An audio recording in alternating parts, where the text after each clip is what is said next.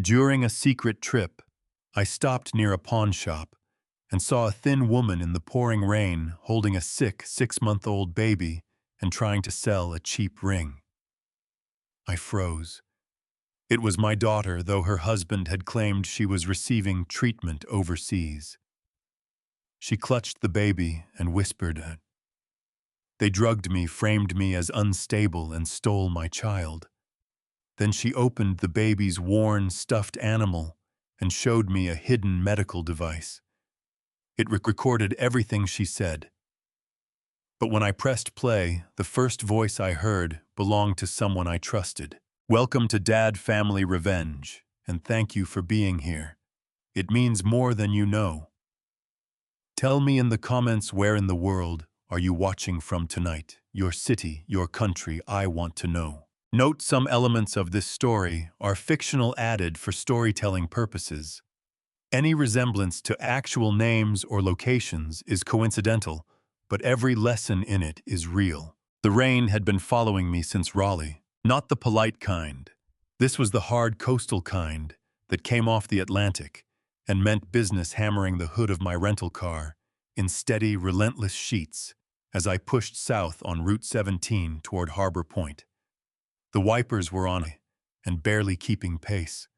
The cold had gotten into the car somewhere around Wilmington and settled into my knees the way cold always settled these days.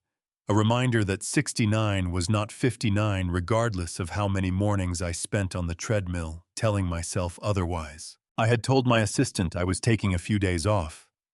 She had given me the look, patient, careful, the look of a woman who did not believe me, but understood that saying so would change nothing. I had packed one bag, paid for the rental in cash at a counter in Raleigh, and driven south for 6 hours without the GPS running. Old habit. You didn't build a medical devices company from a 2-room machine shop in 1983 by announcing your movements before you understood the terrain. The sign for Harbor Point appeared at 847, population 12,400, a small coastal town that smelled like salt water and diesel. I had no reason to be here before 3 weeks ago when a line item in an internal audit landed on my desk with a yellow sticky note. "You need to see this." The warehouse was on the south end of the harbor district. The padlock on the gate had not caught properly the arm down the shackle loose. 40 years of building things had made me attentive to exactly that kind of detail. I pushed through and walked in. My flashlight beam crossed the interior, and my chest tightened immediately.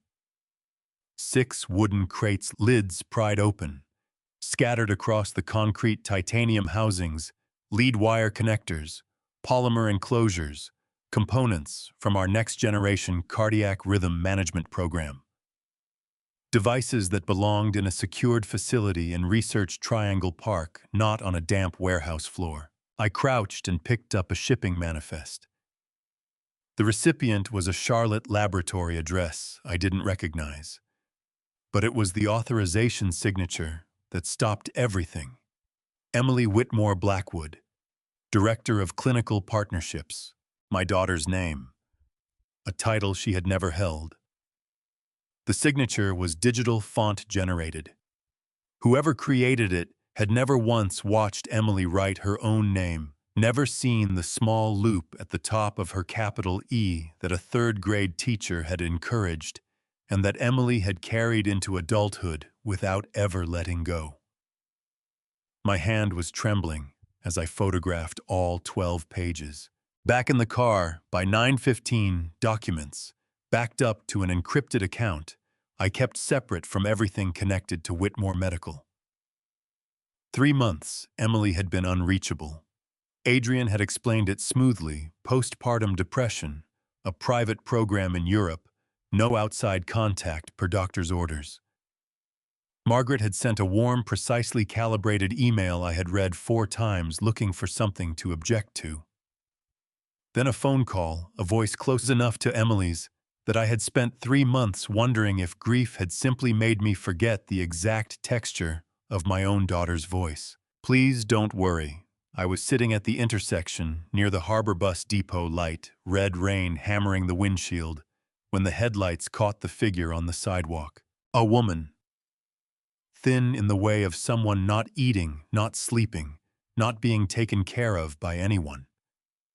A coat 2 sizes too large swallowing her frame, dark hair wet against her face. She was holding something out to the man behind the counter of a pawn shop. He had a loop to his eye, the kind jewelers used, and he was shaking his head. She leaned forward, said something. He set the loop down and pushed the ring back across the counter. Whatever he had seen through that lens, it was not what she needed it to be. Pressed against her chest, wrapped in an old blanket, was a baby. Something made me look twice. The way she held the child not loosely, but tight and deliberate, the grip of a mother who had learned the world was not reliably safe. Something in the angle of her shoulders. Something underneath conscious thought. I pulled over. Got out into the rain. The pawn shop light caught her face as I stepped onto the sidewalk. The ground did not move. I had always assumed a moment like this would feel seismic. It didn't. The ground stayed exactly where it was. Only everything else shifted. I knew that face.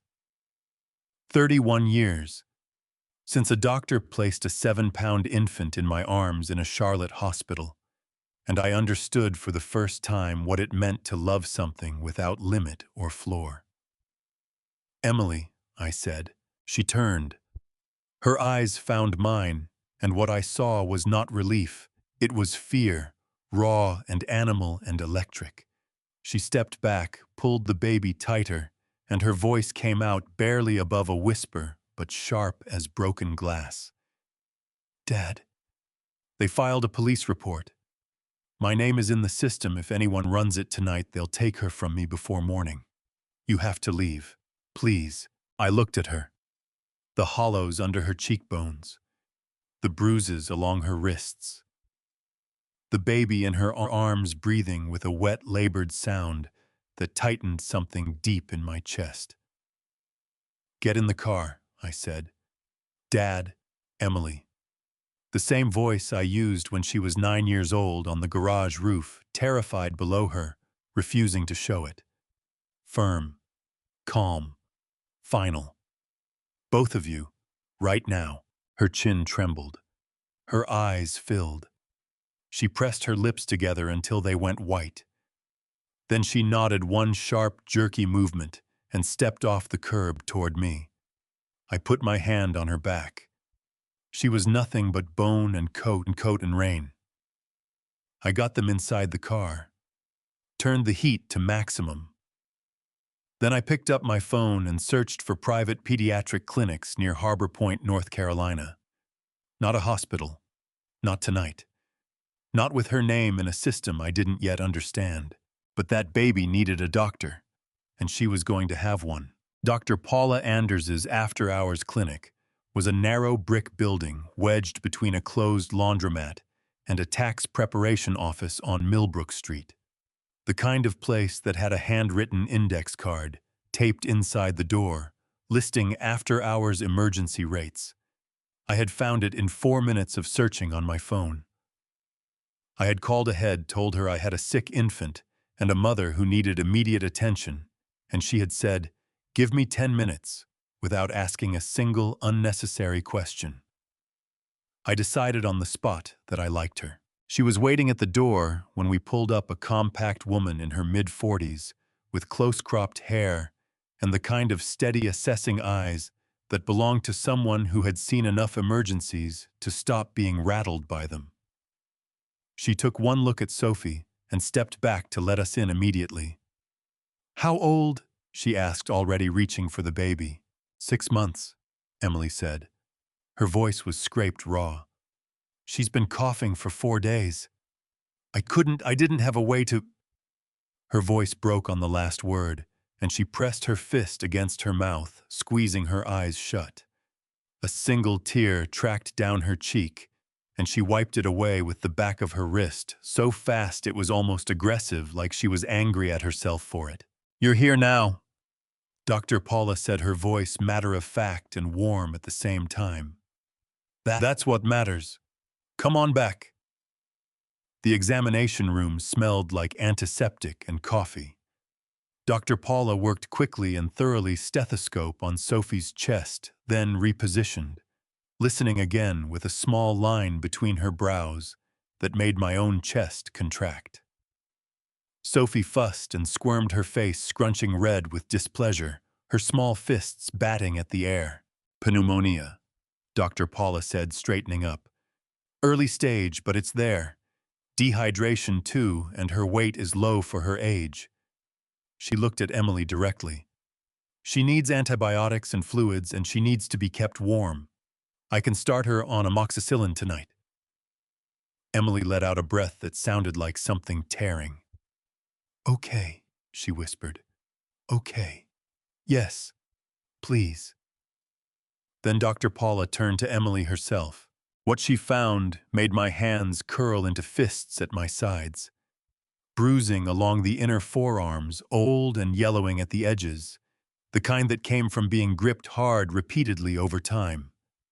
And the blood draw confirmed what I had already begun to fear: lorazepam metabolites, consistent with extended use. Not a one-time dose. Not a prescription someone had taken as directed. Something administered over weeks. Emily stared at the ceiling while Dr. Paula explained the results. Her jaw set, and her eyes dry, now long past the point where crying felt like relief. I'm a mandatory reporter, Dr. Paula said carefully, looking between us. I have to file a report with Child Protective Services tonight. That's not negotiable. She paused. However, the report will note that the child's location at the time of filing was unknown to me. I won't have an address to give them because I won't ask for one. She met my eyes. CPS will have 24 to 48 hours before they begin active response. That's standard processing time. Emily's head snapped toward me. Her eyes were red-rimmed and fierce. If CPS finds us before we have everything in place, Adrian gets Sophie back through the court petition. Dad, we cannot let that happen. I know, I said. The petition hasn't gone to hearing yet. Emily said, her voice tightening. He filed it, but it hasn't been ruled on. If we get there first, we will. I put my hand over hers on the examination table. Her fingers were ice cold, and they gripped mine with a strength that surprised me. The grip of someone who had been holding on alone for a very long time and had not yet learned to trust that someone else was holding too. Emily, look at me. She looked at me. Her chin was trembling again, that same tight, furious tremble from the sidewalk. I've got you, I said. Both of you. Do you understand me? Her face crumpled just for a second, just one unguarded second, and then she pulled herself back together with a visible effort that hurt me somewhere I didn't have a name for. She nodded. Dr. Paula gave Sophie her first antibiotic dose and handed Emily a packet of written instructions. I paid cash, thanked the doctor, and carried Sophie back to the car, while Emily walked beside me, one hand resting lightly on the baby's back, even while I was holding her, unable to stop touching her daughter for more than a few seconds at a time. I pulled out of the parking lot onto the empty street, heading north. Where are we going? Emily asked. Wisconsin, I said. Lake Geneva, a friend's house, no one connected to Harbor Point, no one connected to the Blackwoods. No one who would think to look there. Emily nodded slowly. She reached out and adjusted Sophie's blanket with two careful fingers, tucking the edge more firmly around the baby's small shoulder. Dad, she said quietly, without looking at me. Yeah, there's something I need to give you when we get there. She hesitated. I've been carrying it for 60 days. I didn't know if you'd ever come. My throat tightened. I kept my eyes on the road and said, I came. I know. She finally turned to look at me, And what was in her face was something I hadn't seen there in years. Not relief, exactly, not yet. Something that came before relief. The very beginning of believing that the worst of it might eventually be over. I know you did. The interstate was nearly empty at this hour, just long stretches of wet asphalt and the occasional pair of headlights passing in the opposite direction, gone before they registered.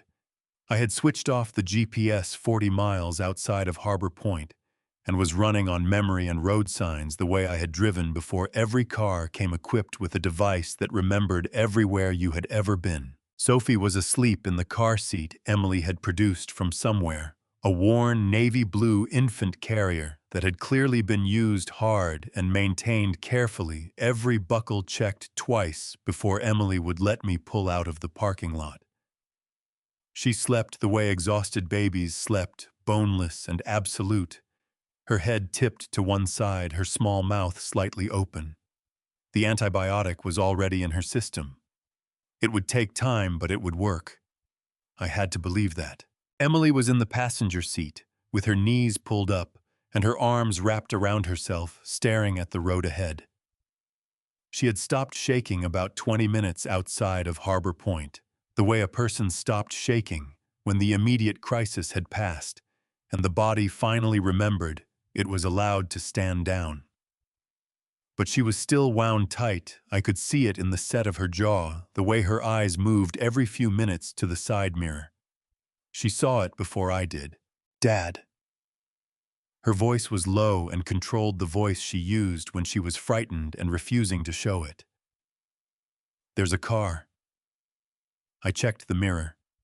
Dark sedan 4 car lengths back, matching my speed exactly. I had been doing 62. I nudged it up to 68. The sedan nudged up with me.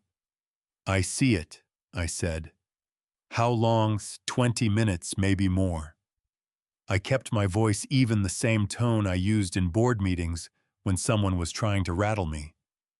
"Don't turn around." Emily's hand found the door handle, not pulling it, just holding it, the way people held something solid when the ground felt uncertain. "What do we do?" "We stop," I said, "on our terms." 3 miles ahead, the sign for a travel plaza appeared in my headlights: fuel food, a dozen trucks idling in the overnight lot.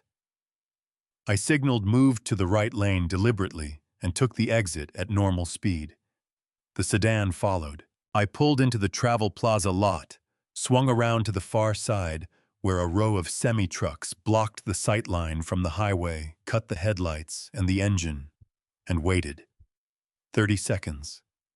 A minute. The dark sedan rolled slowly through the lot, past our position shone without stopping, and continued toward the fuel pumps on the far end. A moment later, its headlights reappeared on the highway on-ramp, merging back into traffic heading north. Emily let out a breath that seemed to come from somewhere deep in her ribcage. Her hand dropped from the door handle. "Was that them?" "I don't know," I said honestly. "It might have been someone who happened to be going the same direction. It might have been someone hired to follow me. It might have been my nerves reading the dark wrong." It occurred to me later, much later, after everything, that it might have been Daniel, that he might have followed me from the warehouse to confirm I was heading somewhere safe, and then turned off when he was satisfied. I never asked him. Some things were better left as the particular kind of uncertainty that didn't change the outcome. I restarted the engine and pulled back toward the on-ramp. "Either way, we don't use my name at any stop between here and Wisconsin. Cash only. No receipts." Emily nodded. She uncurled slightly from her defensive posture, 1 degree at a time, like a person very slowly remembering how to take up space. She reached back and rested 2 fingers lightly on Sophie's knee, without waking her, just a touch, just to confirm. We drove. "Somewhere around the Virginia border," Emily said. "I thought about calling you. About 100 times. I didn't respond immediately." I had learned over 31 years of being her father that Emily talked in her own time and her own order, and the surest way to derail her was to jump in too fast. There was one night. She continued, her voice low enough that I had to turn down the radio to hear her clearly. About 3 weeks in, Sophie had a fever, nothing serious, but I was terrified, and I had your number memorized. Obviously, I've had it memorized since I was 7 years old. She paused. I got as far as finding a payphone. There's still one outside a gas station on Clement Street in Harbor Point. Did you know that I didn't know they still existed? What stopped you? I asked. Her jaw tightened. Adrian told me very clearly before everything happened if I contacted you, if you showed up at the house, he would take Sophie to his mother's and file for emergency temporary custody that same day. He had the paperwork ready. The psychiatric evaluation, the video footage, all of it. Her voice didn't waver, but her hands resting in her lap curled into fists. I didn't doubt him. He had been planning it for a long time before I understood what was happening. The ache in my chest was something I didn't have a clean word for. Not anger, anger was too simple, too hot. This was something colder and heavier, the specific grief of understanding exactly how a trap had been built around someone you loved, brick by careful brick, while you were standing close enough to have noticed and didn't. I should have come sooner, I said. Emily turned to look at me for the first time in miles. Her eyes were dry, but the skin around them was raw. You came when you had enough to come with. That's different. She paused. Don't do the thing where you make this about what you should have done. I need you looking forward right now, not back. I glanced at her. 31 years old, hollowed out and exhausted, sitting in a rental car in the middle of the night, running from people who should have been her family. And she was telling me not to waste time on guilt. Her mother would have said the same thing, in almost exactly the same words. Forward, I said. Understood. She turned back to the windshield. A highway sign slid past in the headlights, Chicago 387 miles, Wisconsin beyond that, Lake Geneva beyond that, somewhere warm and dark and unknown to anyone who wanted to find us. Sophie made a small sound in the car seat. Not distress, just the involuntary murmur of a sleeping infant, adjusting to some interior dream. Emily's hand moved instantly, finding Sophie's foot through the blanket, holding it gently. She's going to be okay, Emily said.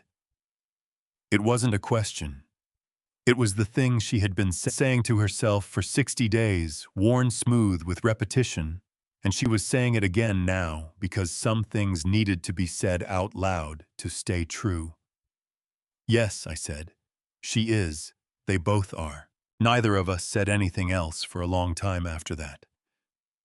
But it was a different kind of quiet than it had been at the beginning of the drive, not the silence of two people with too much between them to speak, but the particular stillness of two people moving in the same direction, finally after too long apart. The rain began to thin somewhere past the state line.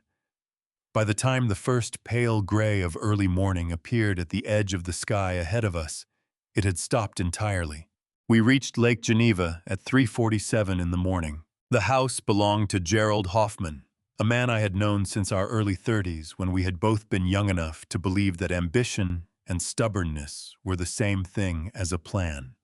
Gerald had retired to Arizona 2 years ago and left me with a spare key and a standing offer.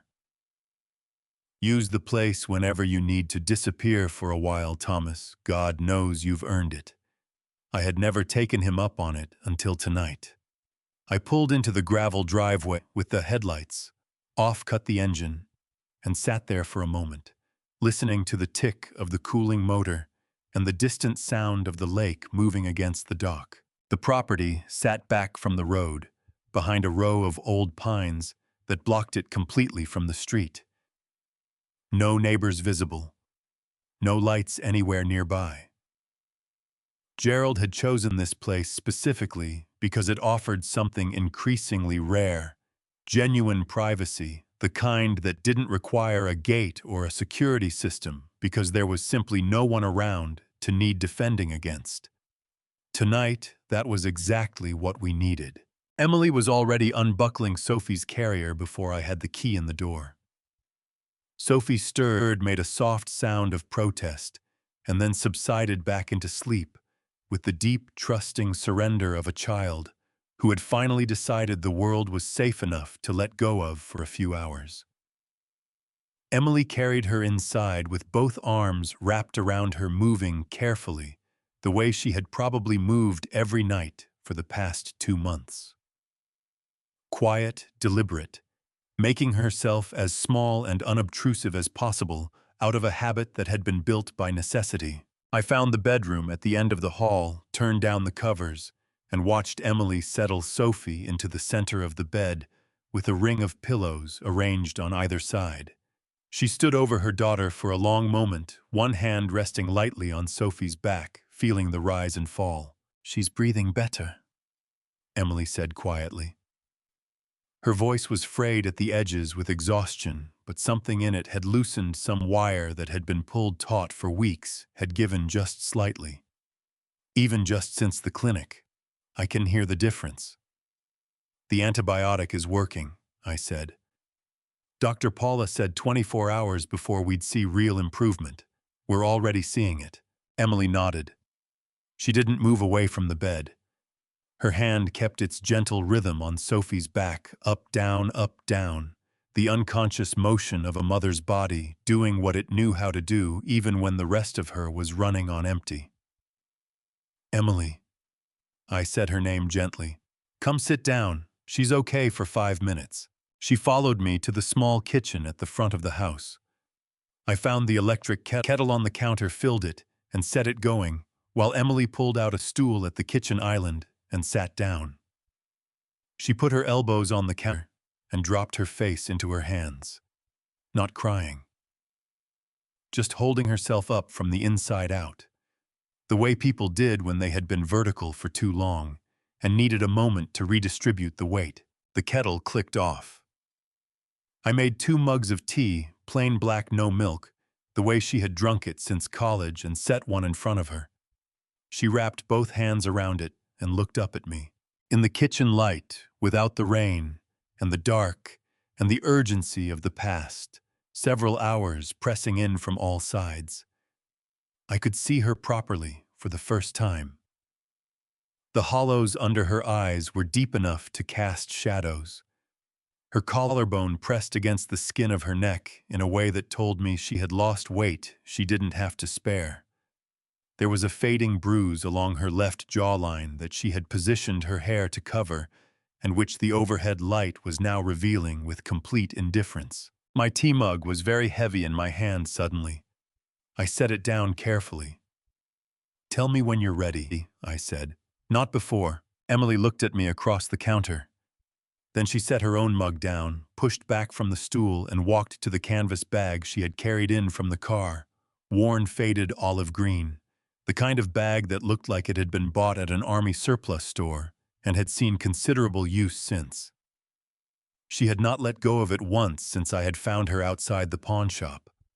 Not in the car, not in the clinic, not in the 3 hours of driving since. She reached inside, moved past what sounded like diapers and folded fabric, past a small Ziploc bag of crackers that rattled faintly. Her hand found what it was looking for at the bottom. She pulled out a stuffed animal. Small, worn, a bear of indeterminate color once. Probably brown, now faded to something closer to gray, one plastic eye cloudy, the fabric at the ears rubbed thin with handling. The kind of toy that looked like it had been loved too within an inch of its structural integrity. She set it on the counter between us. I looked at it. Then I looked at her. "Everything I have is inside this whoosh," she said. Her voice was steady and deliberate, the voice she used when she had rehearsed something so many times that it had gone past emotion into something harder and more durable. "Everything they did, everything I found." Everything I was able to keep. She paused. And something else. Something that isn't about them. She reached into the bear's back, I could see, now that the seam had been carefully opened and restitched multiple times, by the look of it, and drew out two objects. The first was a device I recognized immediately, a prototype cardiac monitor, barely larger than a thick credit card, matte black casing, with a small indicator light on one corner. One of ours. A Whitmore medical prototype from the Stress Monitoring Research Division. The second was a ring. Gold band, small diamond, simple setting. Emily placed both objects on the counter beside the bear. She looked at the ring for a moment, something moving across her face that she didn't try to name out loud. Then she looked at me. "The ring at the pawn shop," I said. It wasn't a question. "Was from a dollar store on Clement Street," she said. $4.99. I bought it the second week. I had it set in a cheap gold-toned band from the same shelf. From a distance, it looked real enough.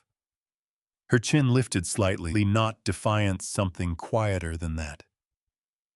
I thought if I could get $20 for it, I could buy another week of formula. But the man had a loop. She paused. They weren't going to have the real one. My throat closed entirely.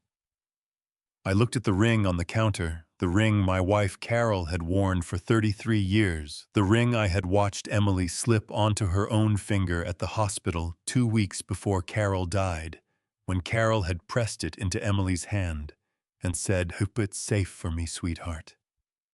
I know you will." The ring.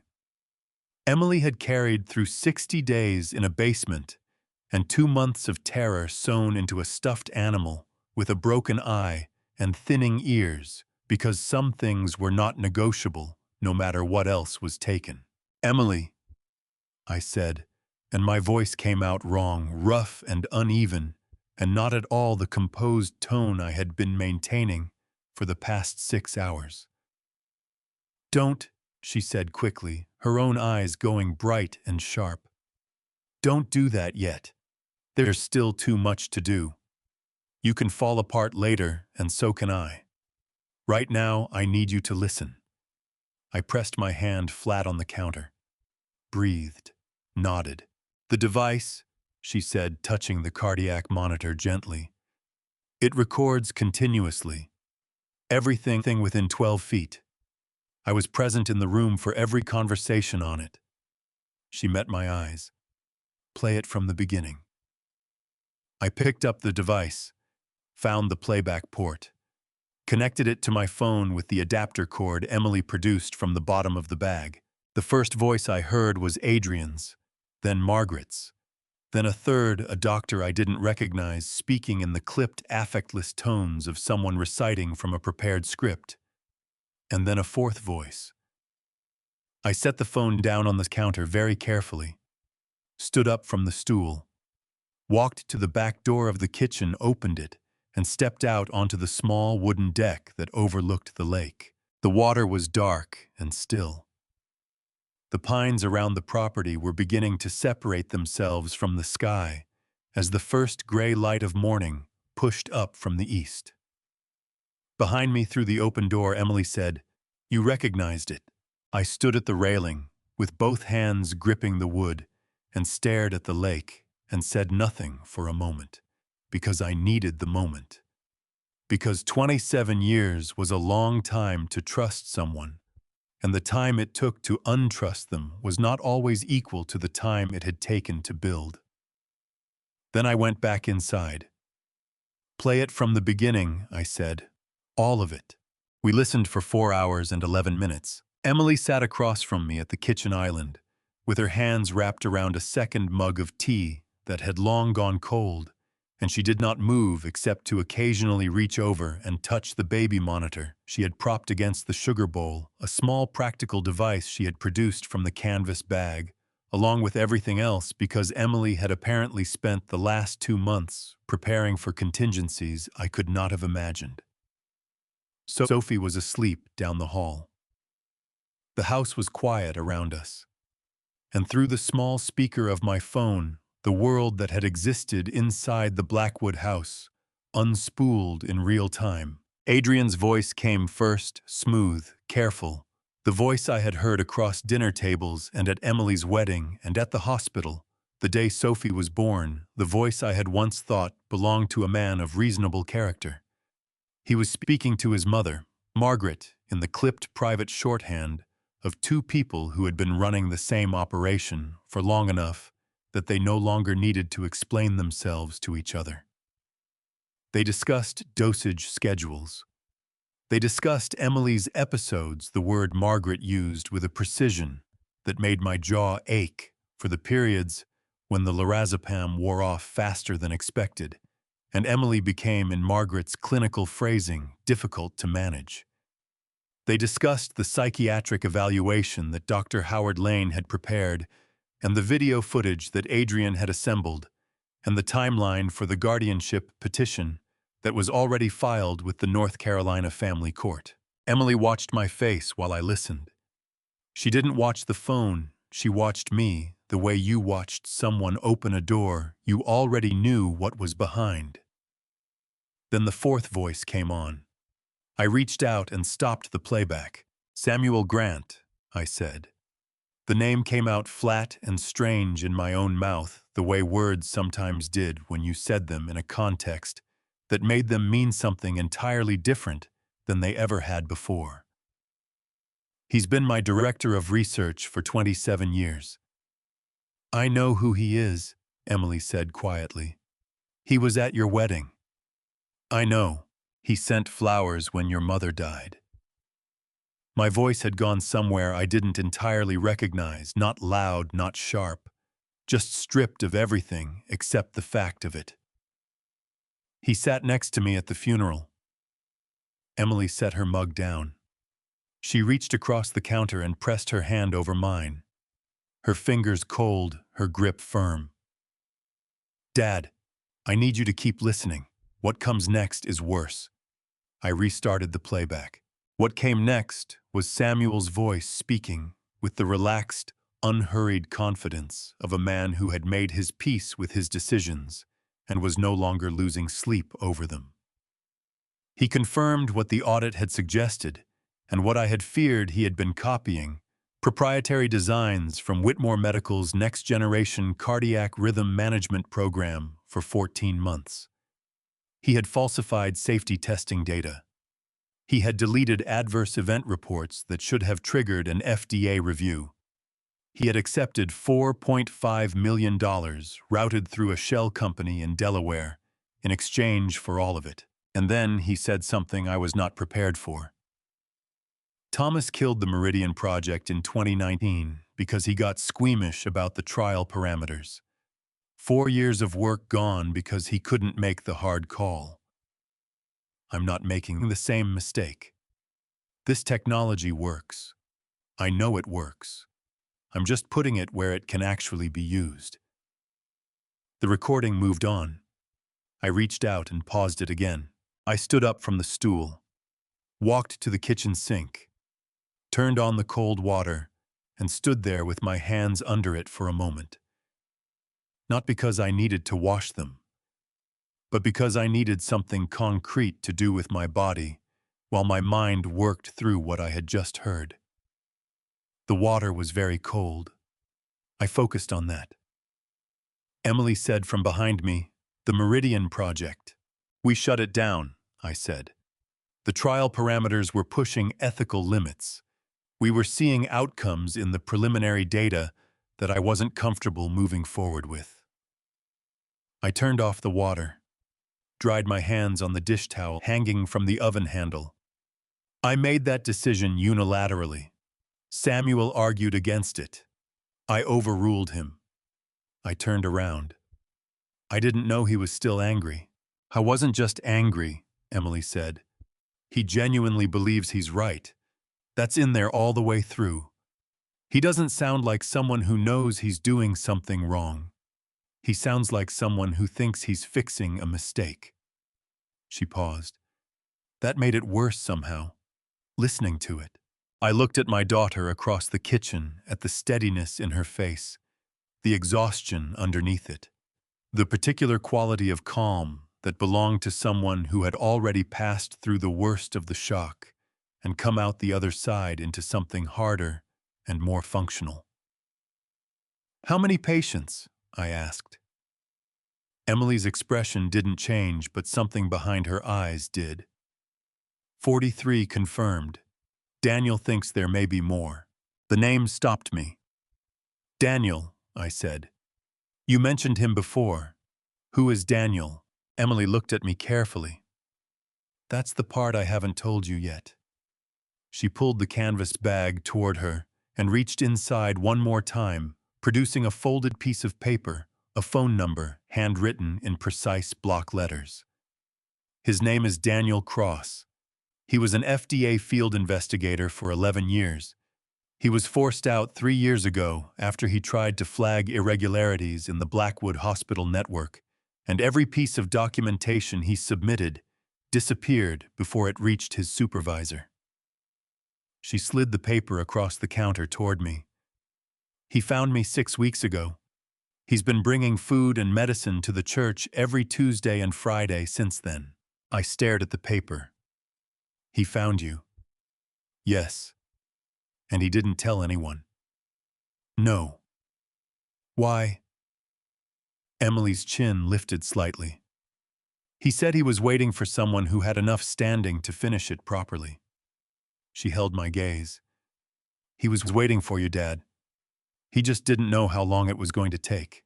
The morning light was coming through the kitchen window now, pale and thin, laying a long rectangle of gray across the counter between us. Down the hall, Sophie made a small sound, one of those small exploratory noises that meant she was starting to surface from sleep, not distressed, just beginning the long process of waking up and deciding what she thought about it. Emily was off the stool and moving toward the hallway before the sound had fully registered in my conscious mind. I stood in the kitchen alone for a moment. The phone in my hand, the recording paused at 4 hours and 11 minutes. 43 patients. 14 months of stolen designs. 27 years of friendship that had apparently been something other than what I had believed it to be. I scrolled to a number I had not called in 3 years. Daniel Cross. I had it. I realized I had it because Samuel had given it to me once years ago, when Daniel had still been with the FDA, and I had needed a contact in the field office for a routine certification question. I had never deleted it. I pressed the call. 2 rings. Then a voice alert and unsurprised, "Mr. Whitmore." Not "hello." Not "who is this."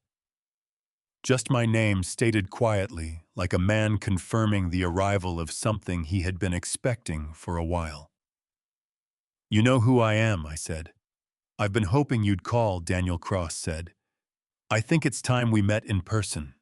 There's quite a lot I need to show you." Before I reveal the name that broke 69 years of everything I thought I knew about loyalty, comment "waiting" below. Because what I'm about to tell you about the person I trusted most is something I still find difficult to say out loud.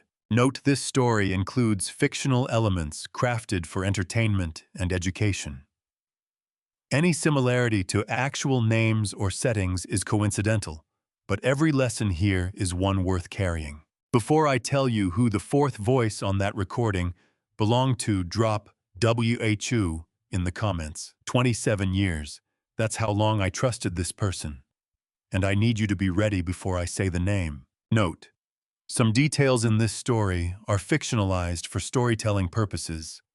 If that's not the kind of content you're looking for, it's okay to step away here, but if you're staying, what comes next will change how you see everything. Daniel Cross arrived at Lake Geneva 9 hours later at 2:15 in the afternoon. I had spent the morning doing what I always did when I needed to think.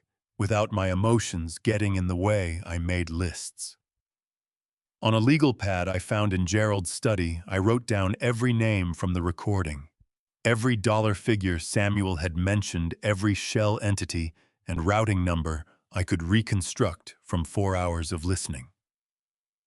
By 11 o'clock, the pad had 4 dense pages, and my coffee had gone cold twice, and Emily had settled Sophie down for a nap and come to sit across the desk from me without speaking, just present the way she used to do her homework at the kitchen table in middle school while I worked through quarterly reports. Some habits formed early and refused to leave. When tires crunched on the gravel driveway, I stood up. The man who stepped out of the car was not what I had pictured. He was somewhere in his mid-50s, broad across the shoulders, with the physical steadiness of someone who had spent years in rooms where composure was not optional. Dark hair going gray at the temples, a worn canvas jacket the color of fieldwork, practical, unassuming, built for use rather than appearance. He moved across the gravel with the unhurried deliberateness of a man who had learned long ago that every step should count for something. He stopped on the porch and looked at me through the screen door. "Mr. Whitmore," he said. "Come in," I said. Emily was in the kitchen doorway when we entered. Daniel saw her, and something moved across his face, not surprise, not quite relief, but the particular expression of a man who has been carrying something heavy for a long time and has just been told he can set it down. He nodded once. She nodded back. I understood watching them that this was the greeting of two people who had a separate history I was only now being permitted to enter. I put 3 glasses of water on the table. We sat down. "Tell me," I said, "from the beginning." Daniel Cross told me. I had been an FDA field investigator for 11 years, working out of the Charlotte regional office focused on medical device compliance and hospital network audits.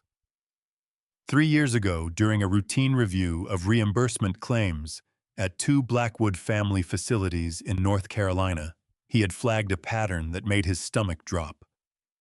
Billing codes that didn't match documented procedures. Device serial numbers absent from any FDA approval database. A cluster of adverse cardiac events at one facility that had never been filed through the required MedWatch system. MedWatch was the FDA's mandatory adverse event reporting program. Every physician, every hospital, every manufacturer was legally required to submit reports when a device caused harm. These had never been filed. Someone had made sure of that. He submitted his findings through standard internal channels. Within 2 weeks, every document he had filed was reclassified, reassigned to a supervisor he had never met, and marked resolved without further action. 3 months later, he was placed on administrative leave. His termination letter cited conduct inconsistent with agency standards.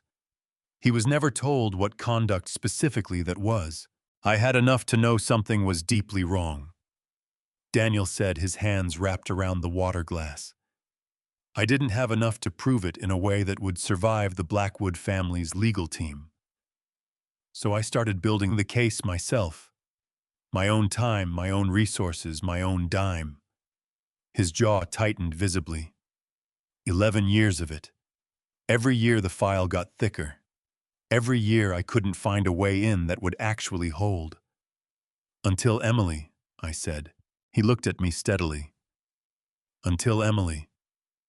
6 weeks ago, I was hired by an LLC that traces back to the Blackwood family. The stated purpose was locating a missing person, your daughter. He paused, turning the glass slowly in his hands. I found her in 14 days.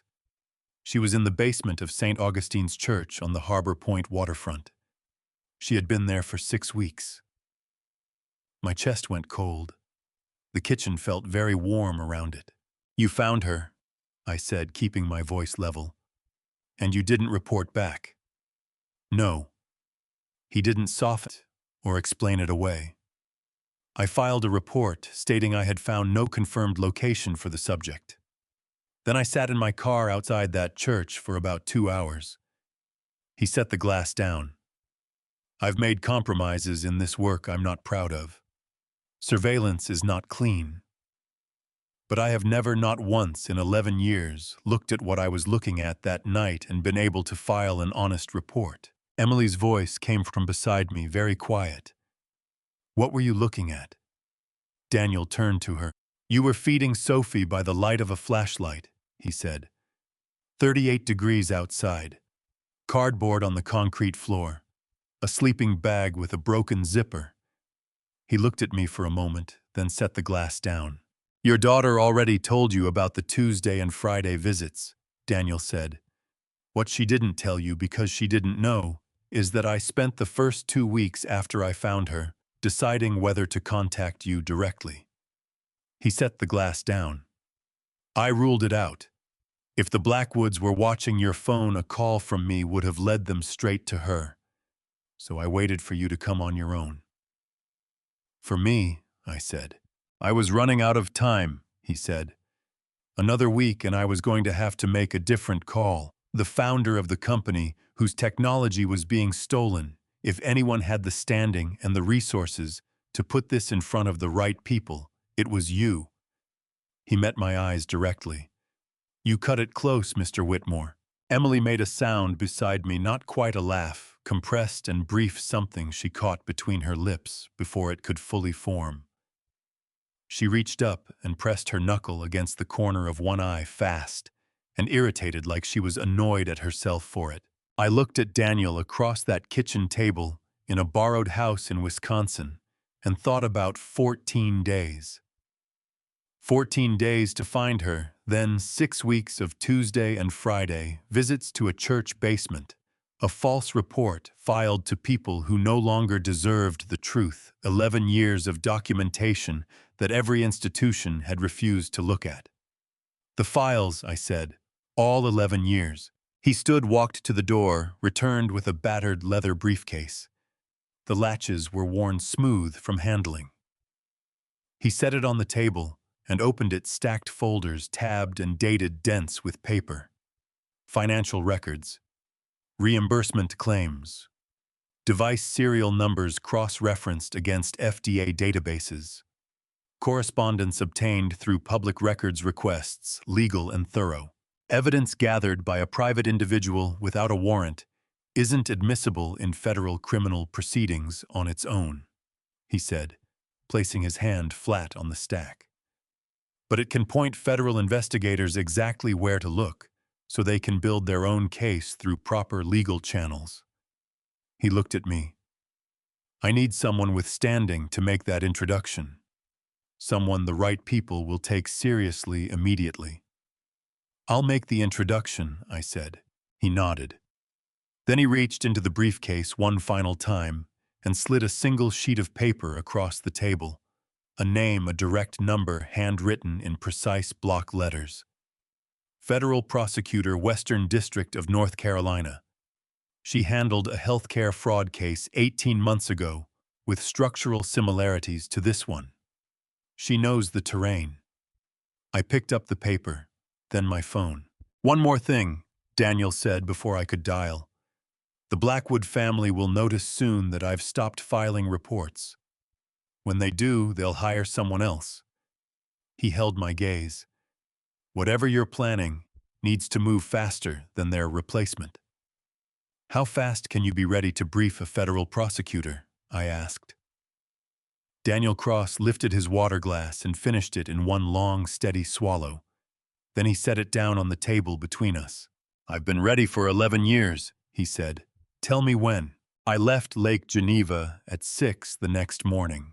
Emily walked me to the car in the gray pre-dawn, Sophie against her shoulder, the baby's dark eyes wide open and fixed on the trees with the serious evaluating attention of someone conducting an important survey of the available pines. Emily looked better than she had 2 days ago. The sharpness in her face was still there, the evidence of weeks she couldn't undo overnight, but she was standing straighter. She was eating. She was sleeping in a bed. How long? She asked. 10 days, I said. Maybe less. She nodded. She reached out and straightened the collar of my jacket with 2 fingers. A small automatic gesture, the kind that belonged to a person reasserting a relationship that had been interrupted for too long. "Don't let him see it," she said. "Whatever you feel when you look at him, don't let him see any of it." She was talking about Samuel. She didn't need to say the name. "I know how to have lunch with someone I don't trust," I said. Something flickered in her expression, not quite a smile, but the shape of one, the ghost of it. "I know you do," she said. "That's why I'm not worried." I drove back to Raleigh in 5 hours and called Samuel from the parking garage of my apartment building, leaning against the car with my jacket still on and the engine ticking beside me. "Sam," I said when he picked up, "are you free for lunch Thursday, the usual place?" "Of course." His voice was warm and easy, the voice of 27 years of Thursday lunches and shared history, and a friendship I had believed in completely. "Everything okay? You dropped off the radar for a few days." "Just needed some air," I said. "You know how it gets." "I do," Samuel said. "Thursday it is." I hung up and stood in the parking garage for a moment, listening to the distant sound of traffic on the street outside. Then I went upstairs, opened my laptop, and began the process of building a legal team that had no connection whatsoever to anyone Samuel Grant had ever met. Thursday lunch was at Carver's on Glenwood Avenue, a place we had been going since 2004, corner table by the window, the same server who had been there long enough to know. We both took our coffee black. Samuel was already seated when I arrived, jacket over the back of his chair, reading something on his phone that he put away immediately when he saw me.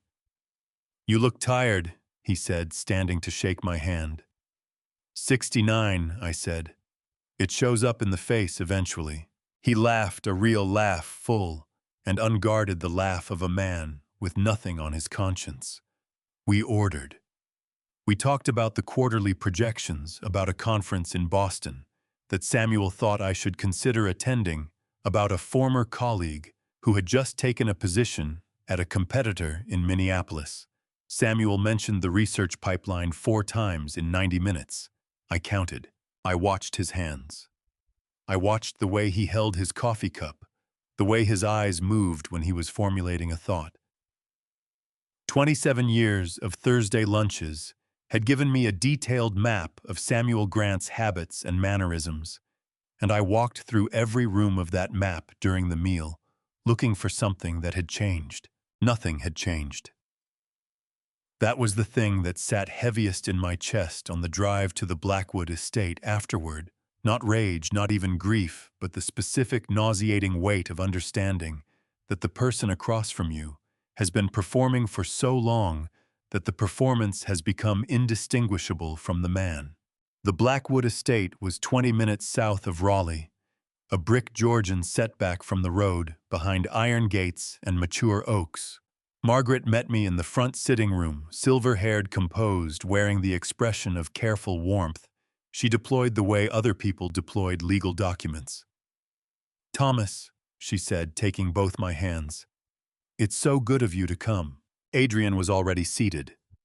He stood when I entered and we shook hands, and I looked at his wrist and saw on it the watch Emily had given him for their first anniversary, a Longines, simple and elegant, the one she had saved for 6 months to buy. He was still wearing it. The detail went into me like a splinter. I sat down. I told them I was tired of fighting. I told them I was 69 years old and had built something I was proud of and had no interest in watching it become a battlefield. I told them I was open to discussing a licensing arrangement for the cardiac rhythm technology, structured carefully, of course, with appropriate legal documentation. Margaret's expression didn't change, but something behind her eyes did, a small, controlled brightening, the look of a woman who had just heard exactly what she had been waiting to hear. "We could make this very clean," she said. "A joint venture, properly structured. Thomas, I think this could be genuinely good for everyone." Under the table. In my jacket pocket. My phone was recording every word. North Carolina was a one-party consent state. I was a party to this conversation, and everything being said was being said to me. Completely legal, completely admissible. Adrian leaned forward. "We were thinking a public announcement would be appropriate," he said. "Something that signals confidence to the market. We have the Chicago Medical Conference in 10 days, 600 attendees, press coverage, the right room for this kind of news." I looked at him across the coffee table, at the watch on his wrist, at the careful, satisfied set of his shoulders. "Chicago," I said. "That sounds exactly right." 10 days felt like 10 minutes and 10 years at the same time. I spent the first 2 of them building the legal team. I needed people who were good, genuinely good, not just expensive, and who had no prior connection to Whitmore Medical's existing counsel, which meant no prior connection to Samuel Grant's network of professional relationships. I called in every favor I had accumulated in 40 years of doing business in North Carolina and came up with 4 names. The best of them was Patrick Reeves. Patrick was 32 years old, a former assistant U.S. attorney who had moved to private practice 18 months ago and had already developed a reputation for the kind of meticulous, unsentimental case preparation that made prosecutors nervous. He was lean and precise and spoke in complete sentences with no wasted words, and when I laid out the situation across the conference table in his office on the first morning, he listened without interrupting for 40 minutes, and then said, "I need everything you have.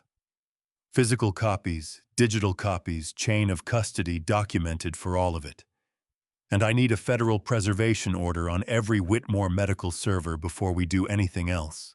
"How fast?" I asked.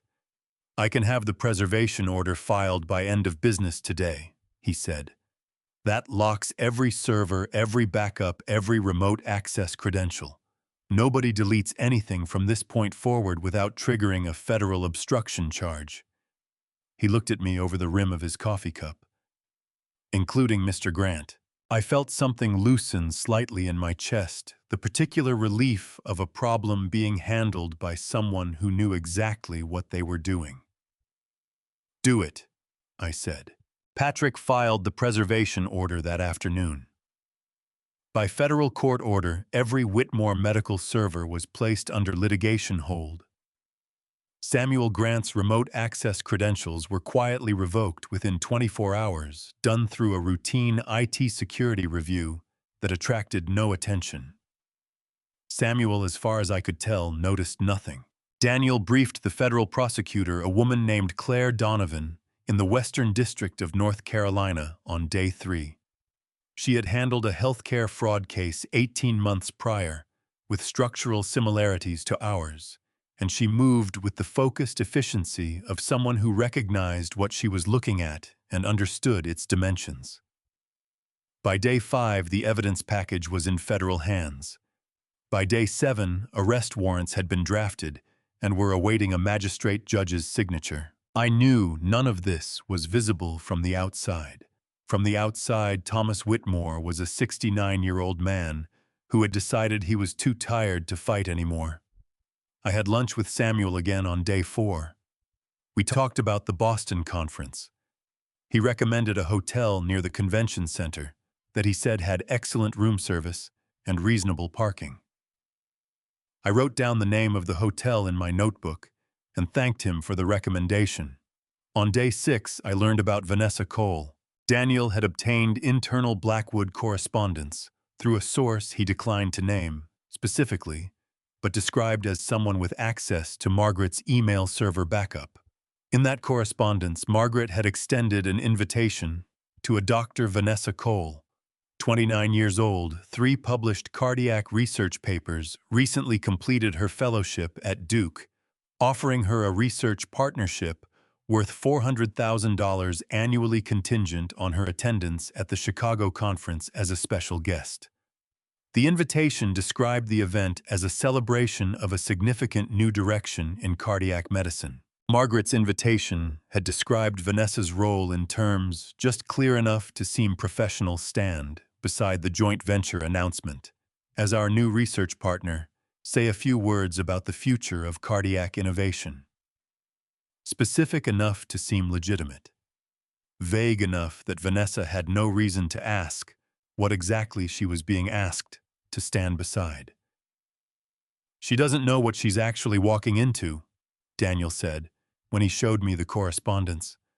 No, I agreed. Are you going to warn her? I thought about it for a moment. Vanessa Cole was a talented physician who had been offered an extraordinary amount of money by people whose motives she had no reason to question. Her reaction when she understood what she had walked into, her genuine unscripted reaction in front of 600 people, would communicate something that no prepared statement could replicate. No, I said. We're not going to warn her. Daniel nodded slowly. He understood. On day 8, Diane Fuller called. I didn't know the name. Daniel did. He went pale when he saw it on his phone screen. Not frightened, just recalibrated the expression of someone who has just been handed a variable they weren't expecting. He stepped outside to take the call and came back 12 minutes later. She's Margaret's personal assistant, he said. 12 years. She wants to talk. About what? I asked. She heard Margaret use a phrase on a phone call last week. Daniel set his phone on the table between us.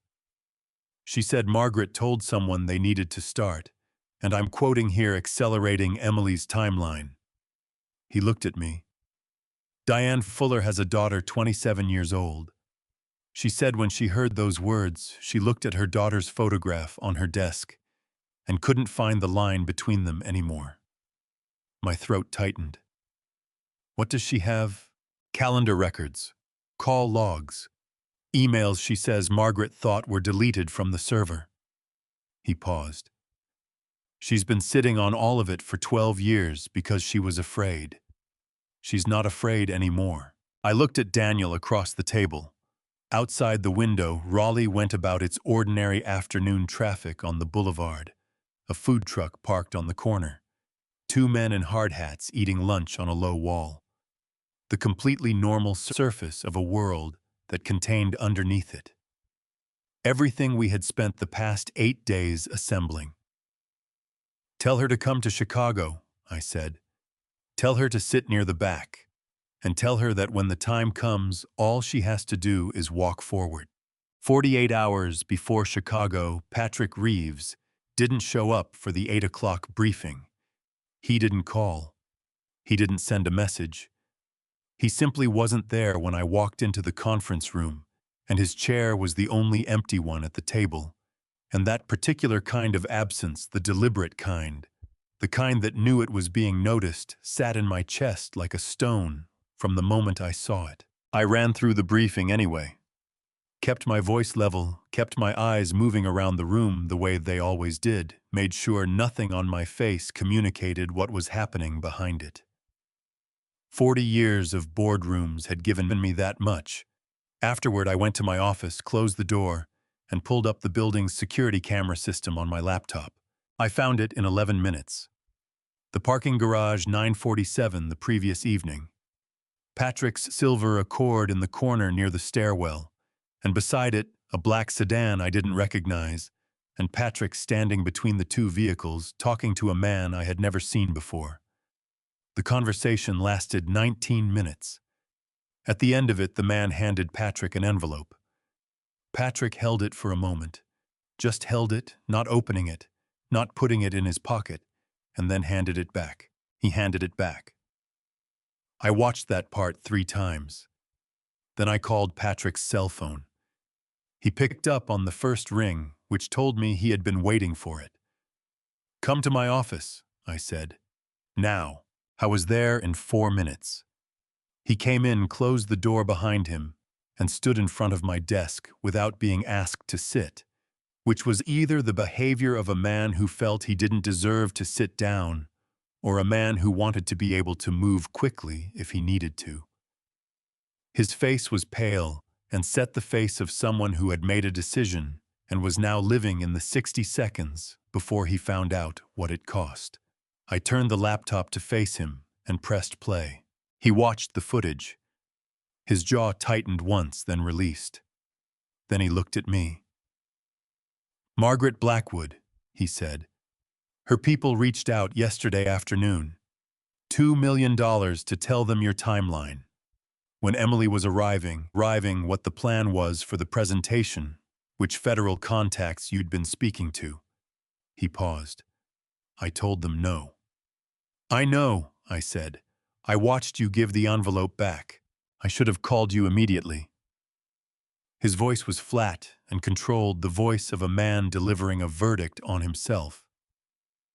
"I didn't because I needed an hour to—" He stopped. Started again. "I needed to make sure I was telling you because it was the right thing and not because I was afraid of the camera." The room was very still. Outside the window, Raleigh was going about its Thursday morning with complete indifference to the conversation happening 12 floors above it. "Did you consider it?" I asked. Patrick looked at me directly. "For about 30 seconds, he said. "Yes." I stood up from behind the desk, walked to the window, looked out at the city for a moment, thinking about 30 seconds, thinking about what 30 seconds of genuine temptation meant about a person and what it didn't mean. "I fired someone once," I said, "for lying to me about something smaller than this. I've thought about that decision a lot over the years. Not because I was wrong to fire him, I wasn't.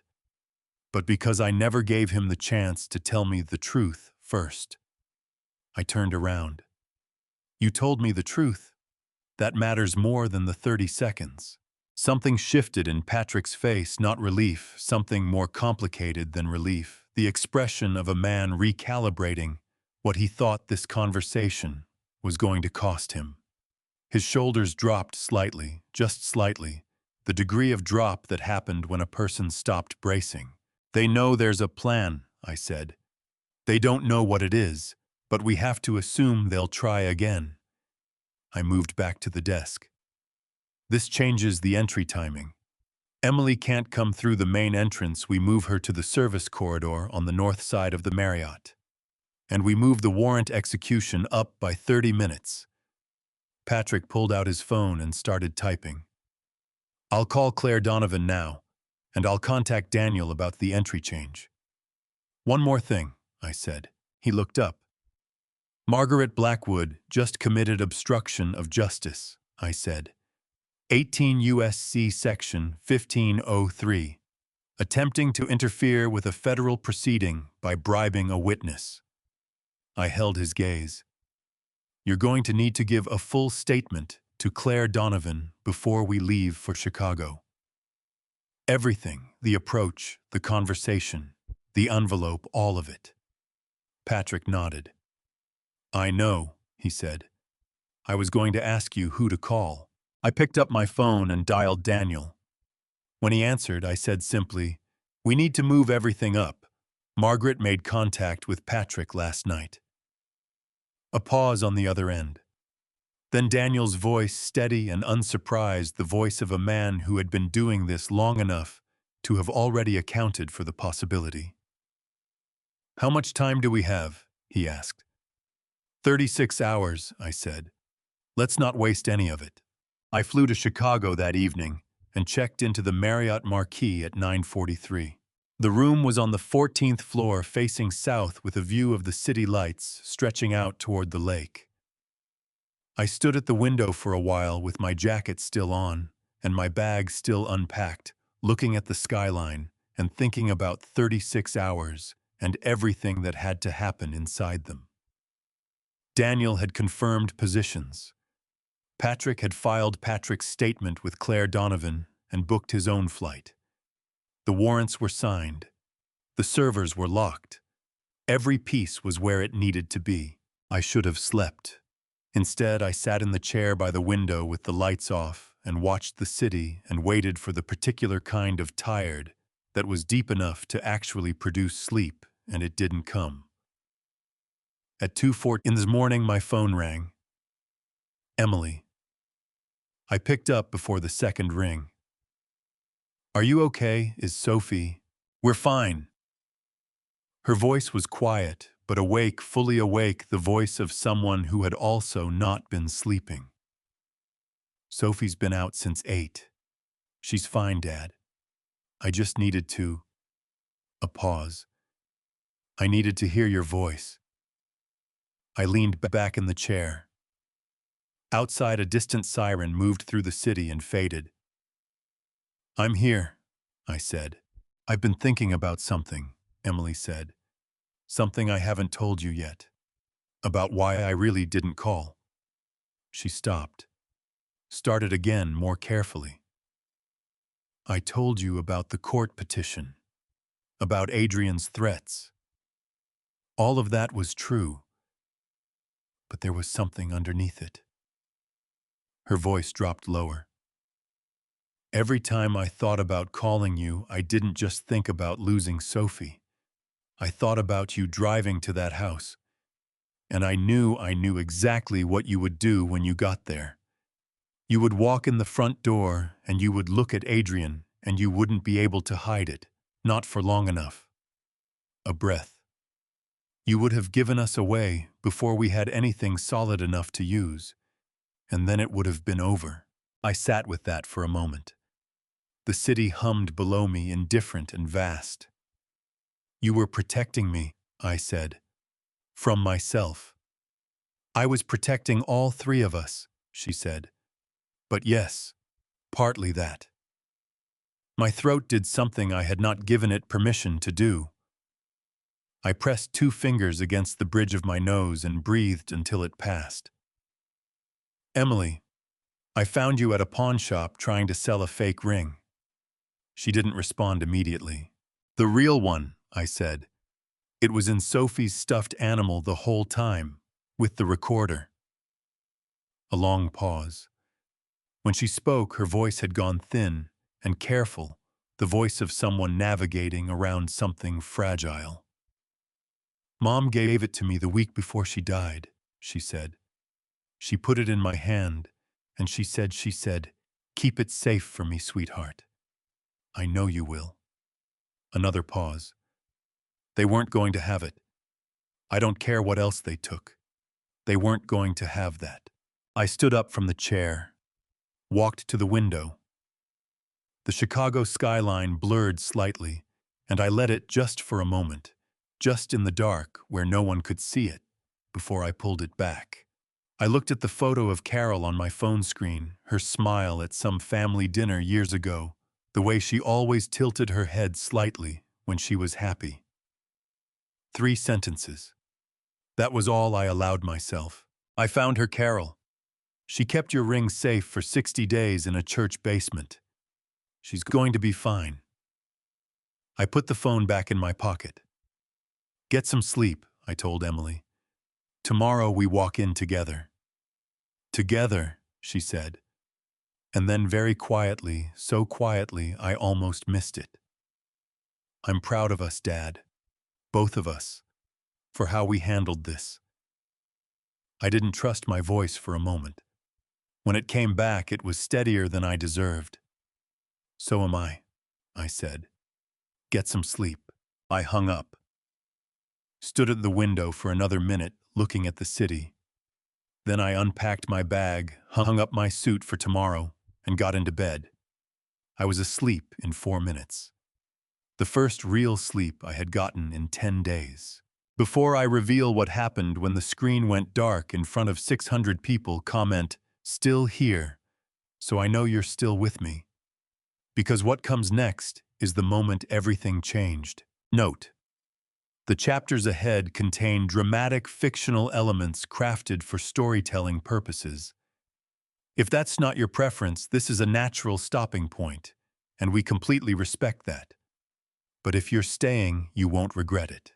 The grand ballroom of the Marriott Marquis held 600 people comfortably and felt on this particular Saturday evening like it had been built specifically for the purpose of making whatever happened inside it feel permanent and consequential. I stood behind the stage at 6:51, watching the room fill through a gap in the curtain. Chandeliers threw warm gold light across 600 chairs, most of them occupied now. Physicians, researchers, hospital administrators, 3 society journalists I recognized from previous events, 2 camera crews from medical trade publications. Margaret had done her work well. This was exactly the room she had wanted. High-ceilinged, well-lit, full of people whose presence would make whatever happened here feel like an event of record. She had built the stage. I intended to use it. I could see them from where I stood. Margaret at the front table, in a silver dress, composed and still the expression of a woman who believed the evening was already decided. Adrian beside her in a black tuxedo, his posture carrying the particular ease of a man anticipating a ceremony in his honor. Samuel in the technical booth at the back of the room headset, on overseeing the presentation equipment, exactly where I had suggested he be exactly where we needed him. And at the table just left of center Vanessa Cole, 29 years old, dark-haired in a deep green dress, studying the program with the focused attention of someone taking a professional event seriously. She had no idea what she had walked into. The thought sat uneasily with me for a moment, and then I remembered 43 patients who also hadn't known what they had walked into, and the unease resolved itself into something harder and more useful. Daniel's voice came through the discreet earpiece I was wearing. "Emily is in position. North Service Corridor, third door. Daniel is with her." "Copy," I said quietly. "Federal agents confirmed. Northeast corner, southwest corner. Warrants signed Thursday morning. They're ready to execute on your signal." "Understood." I buttoned my jacket, walked out onto the stage. The applause was warm and genuine. These were people who knew the Whitmore medical name, who had used our devices, or published alongside our research teams, or attended our presentations at conferences like this one for the past 2 decades. I stood at the podium and looked out at them and felt for a strange, suspended moment the full weight of 40 years, the machine shop in 1983, the first FDA approval, the first hospital contract, the Thursday lunches with Samuel, the day I signed the papers handing the CEO title to someone else, and told myself I had earned the right to let go. I spoke for 12 minutes about the future of cardiac medicine. I meant every word.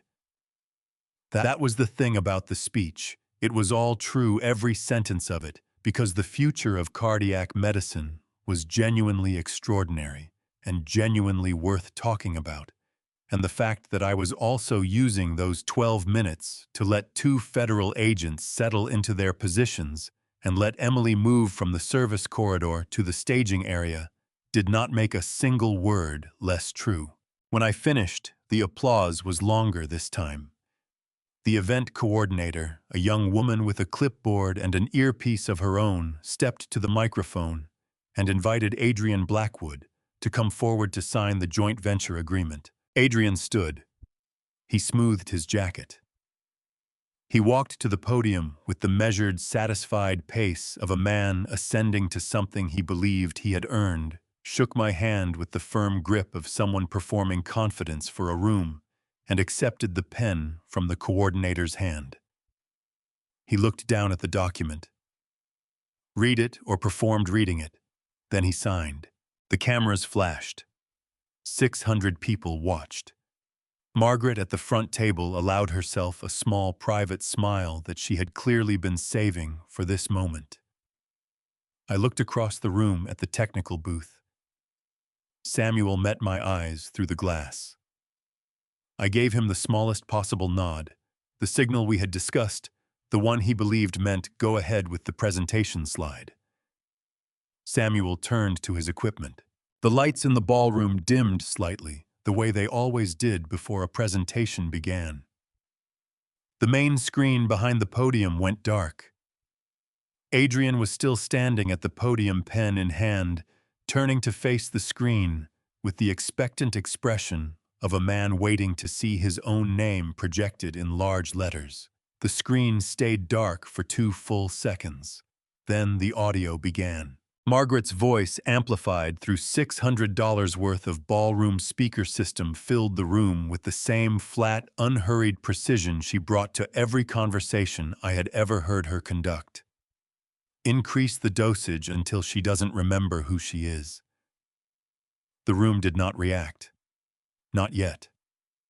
600 people processed what they had just heard, with the stunned collective delay of an audience that had not yet understood that the evening had changed entirely.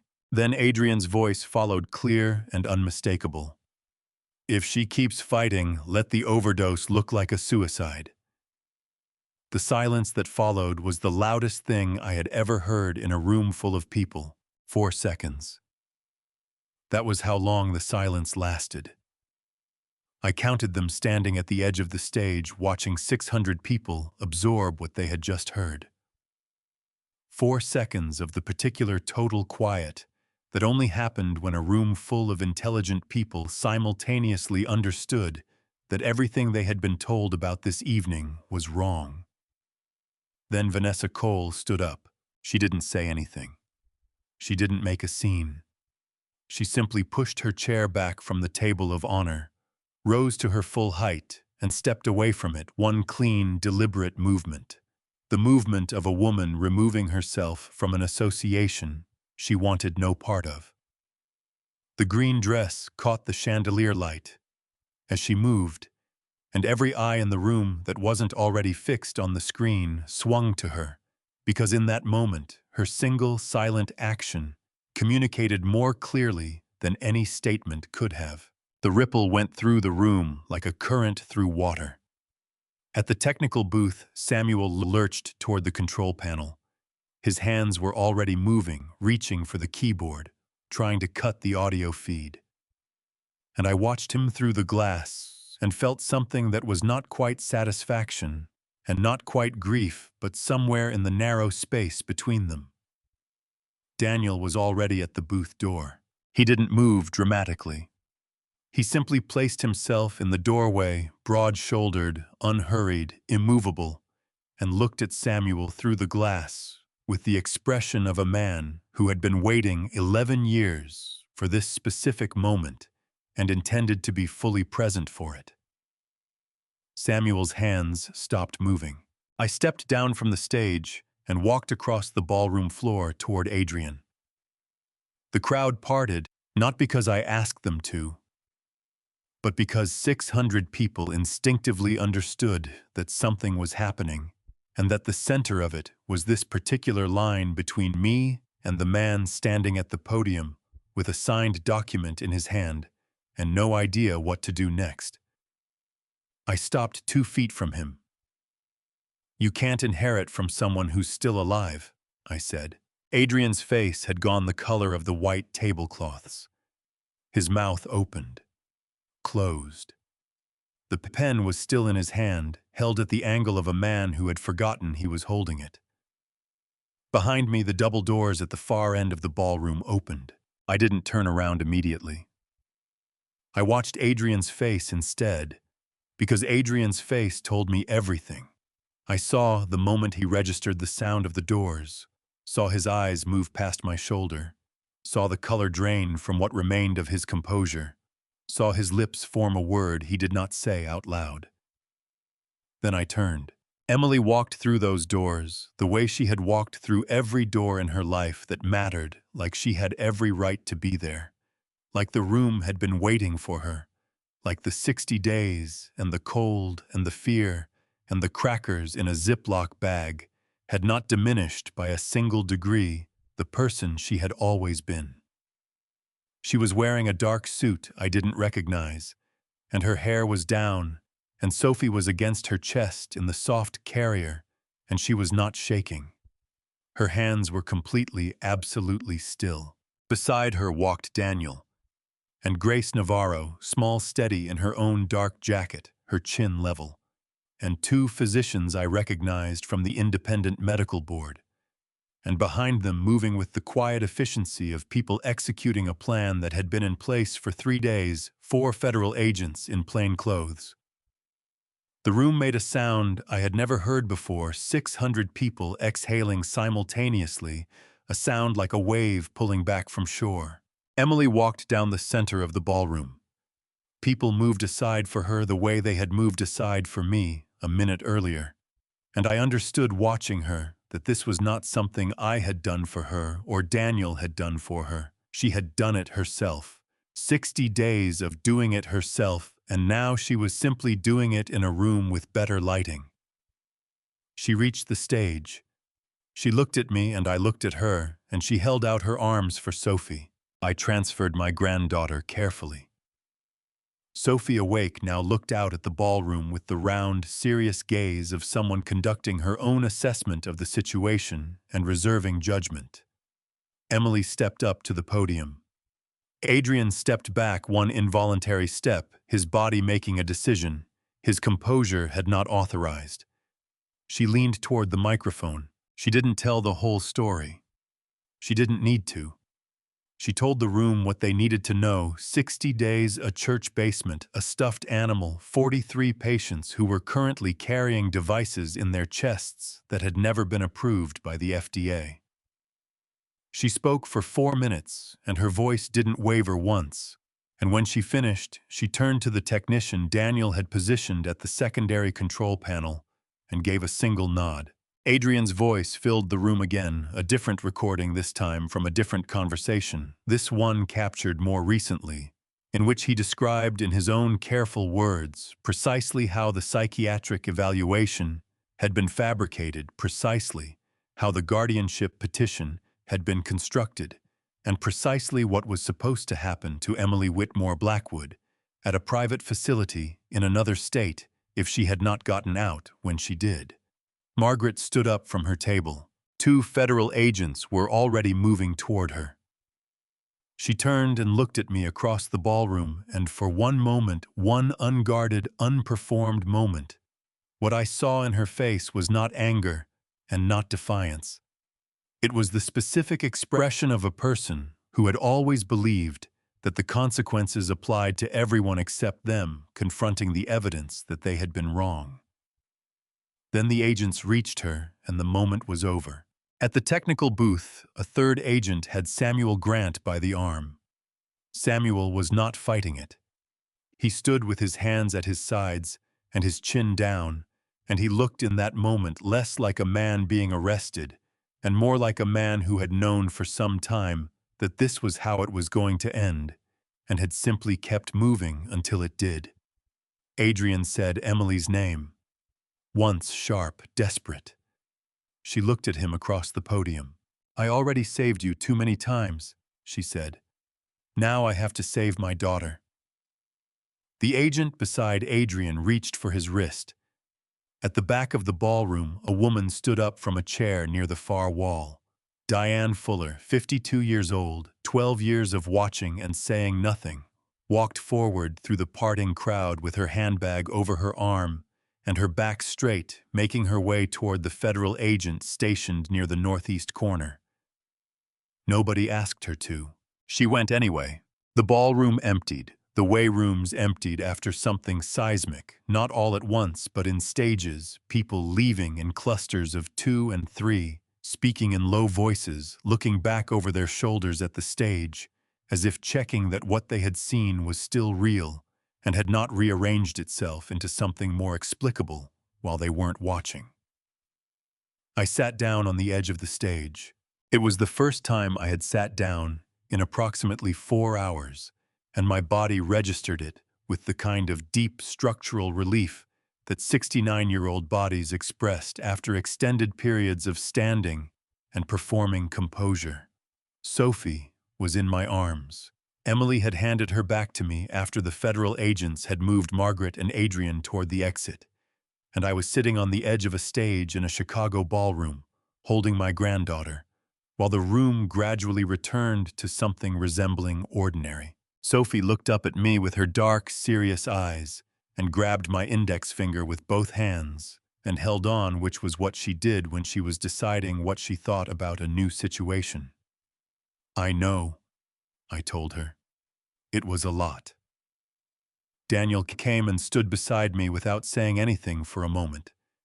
Then 11 years. I know, I said again. He sat down next to me on the stage edge. Two old men and a baby on a stage in Chicago, which was not how I had imagined this evening ending, but was, I had to admit, considerably better than most of the alternatives. Near the northeast corner, Diane Fuller was seated across from one of Claire Donovan's agents, her handbag on her lap, and her back straight, speaking in the careful, deliberate voice of a woman who had been waiting 12 years to say something and intended to say it correctly. Across the room, Vanessa Cole was speaking quietly with Patrick, her arms crossed, her expression focused and unhappy in the way of someone processing a significant professional betrayal. Patrick was listening with his notebook open. She would cooperate fully. I could see it in the set of her shoulders, the direct way she met Patrick's eyes. Whatever Margaret had promised her, it had not been worth this. My phone buzzed. Unknown number. I answered it. Mr. Whitmore.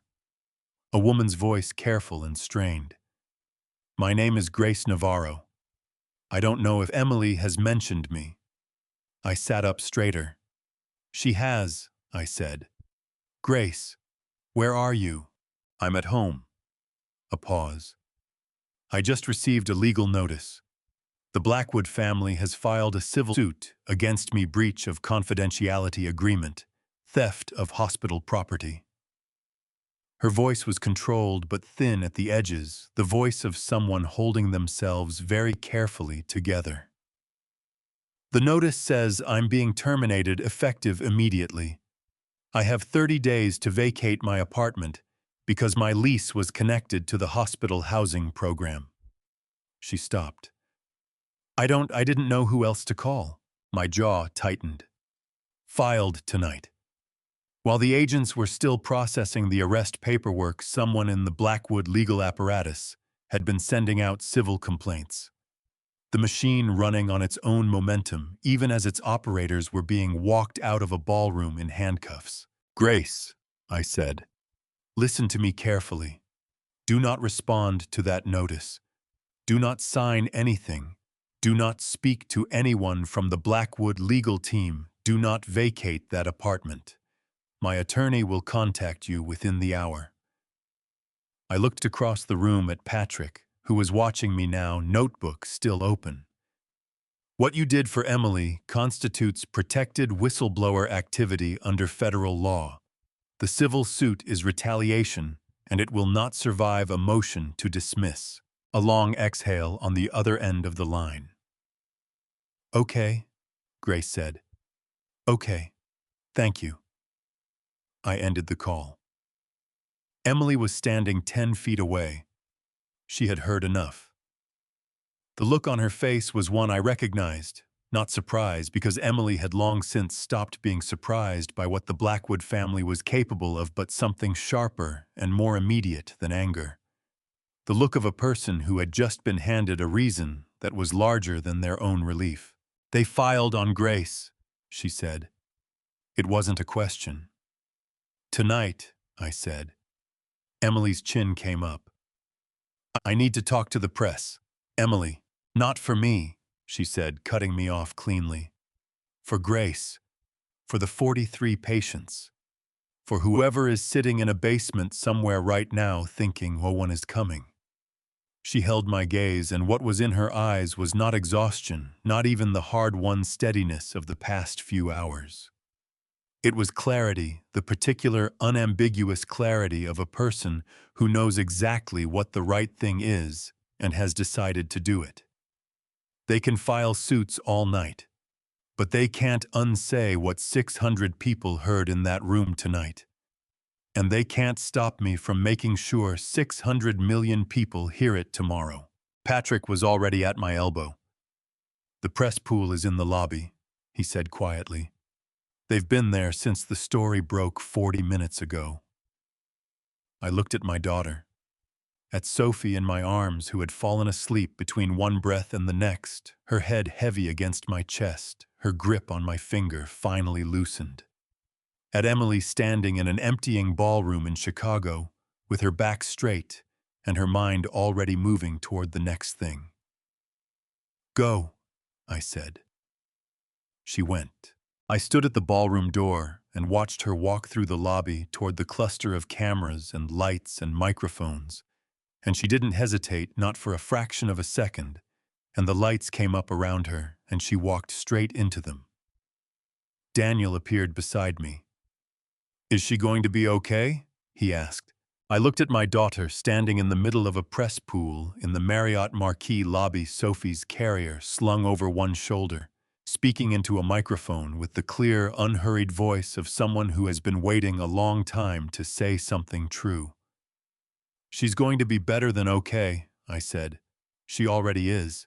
Emily's press interview ran 40 minutes. I know because I timed it from the 14th floor, sitting in the chair by the window, with Sophie in my arms, and the city spread out below us.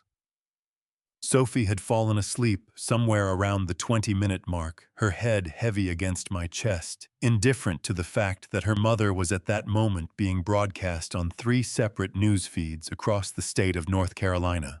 Daniel came up at 9:30, knocked twice, and I let him in. "She's going to be all right," he said. "I know," I said. "I mean beyond tonight." He paused. "She was all right before tonight, too. I just thought someone should say it out loud." I owed Daniel Cross something I did not yet have the right words for. "Thank you," I said. It was inadequate. It was what I had. He nodded once.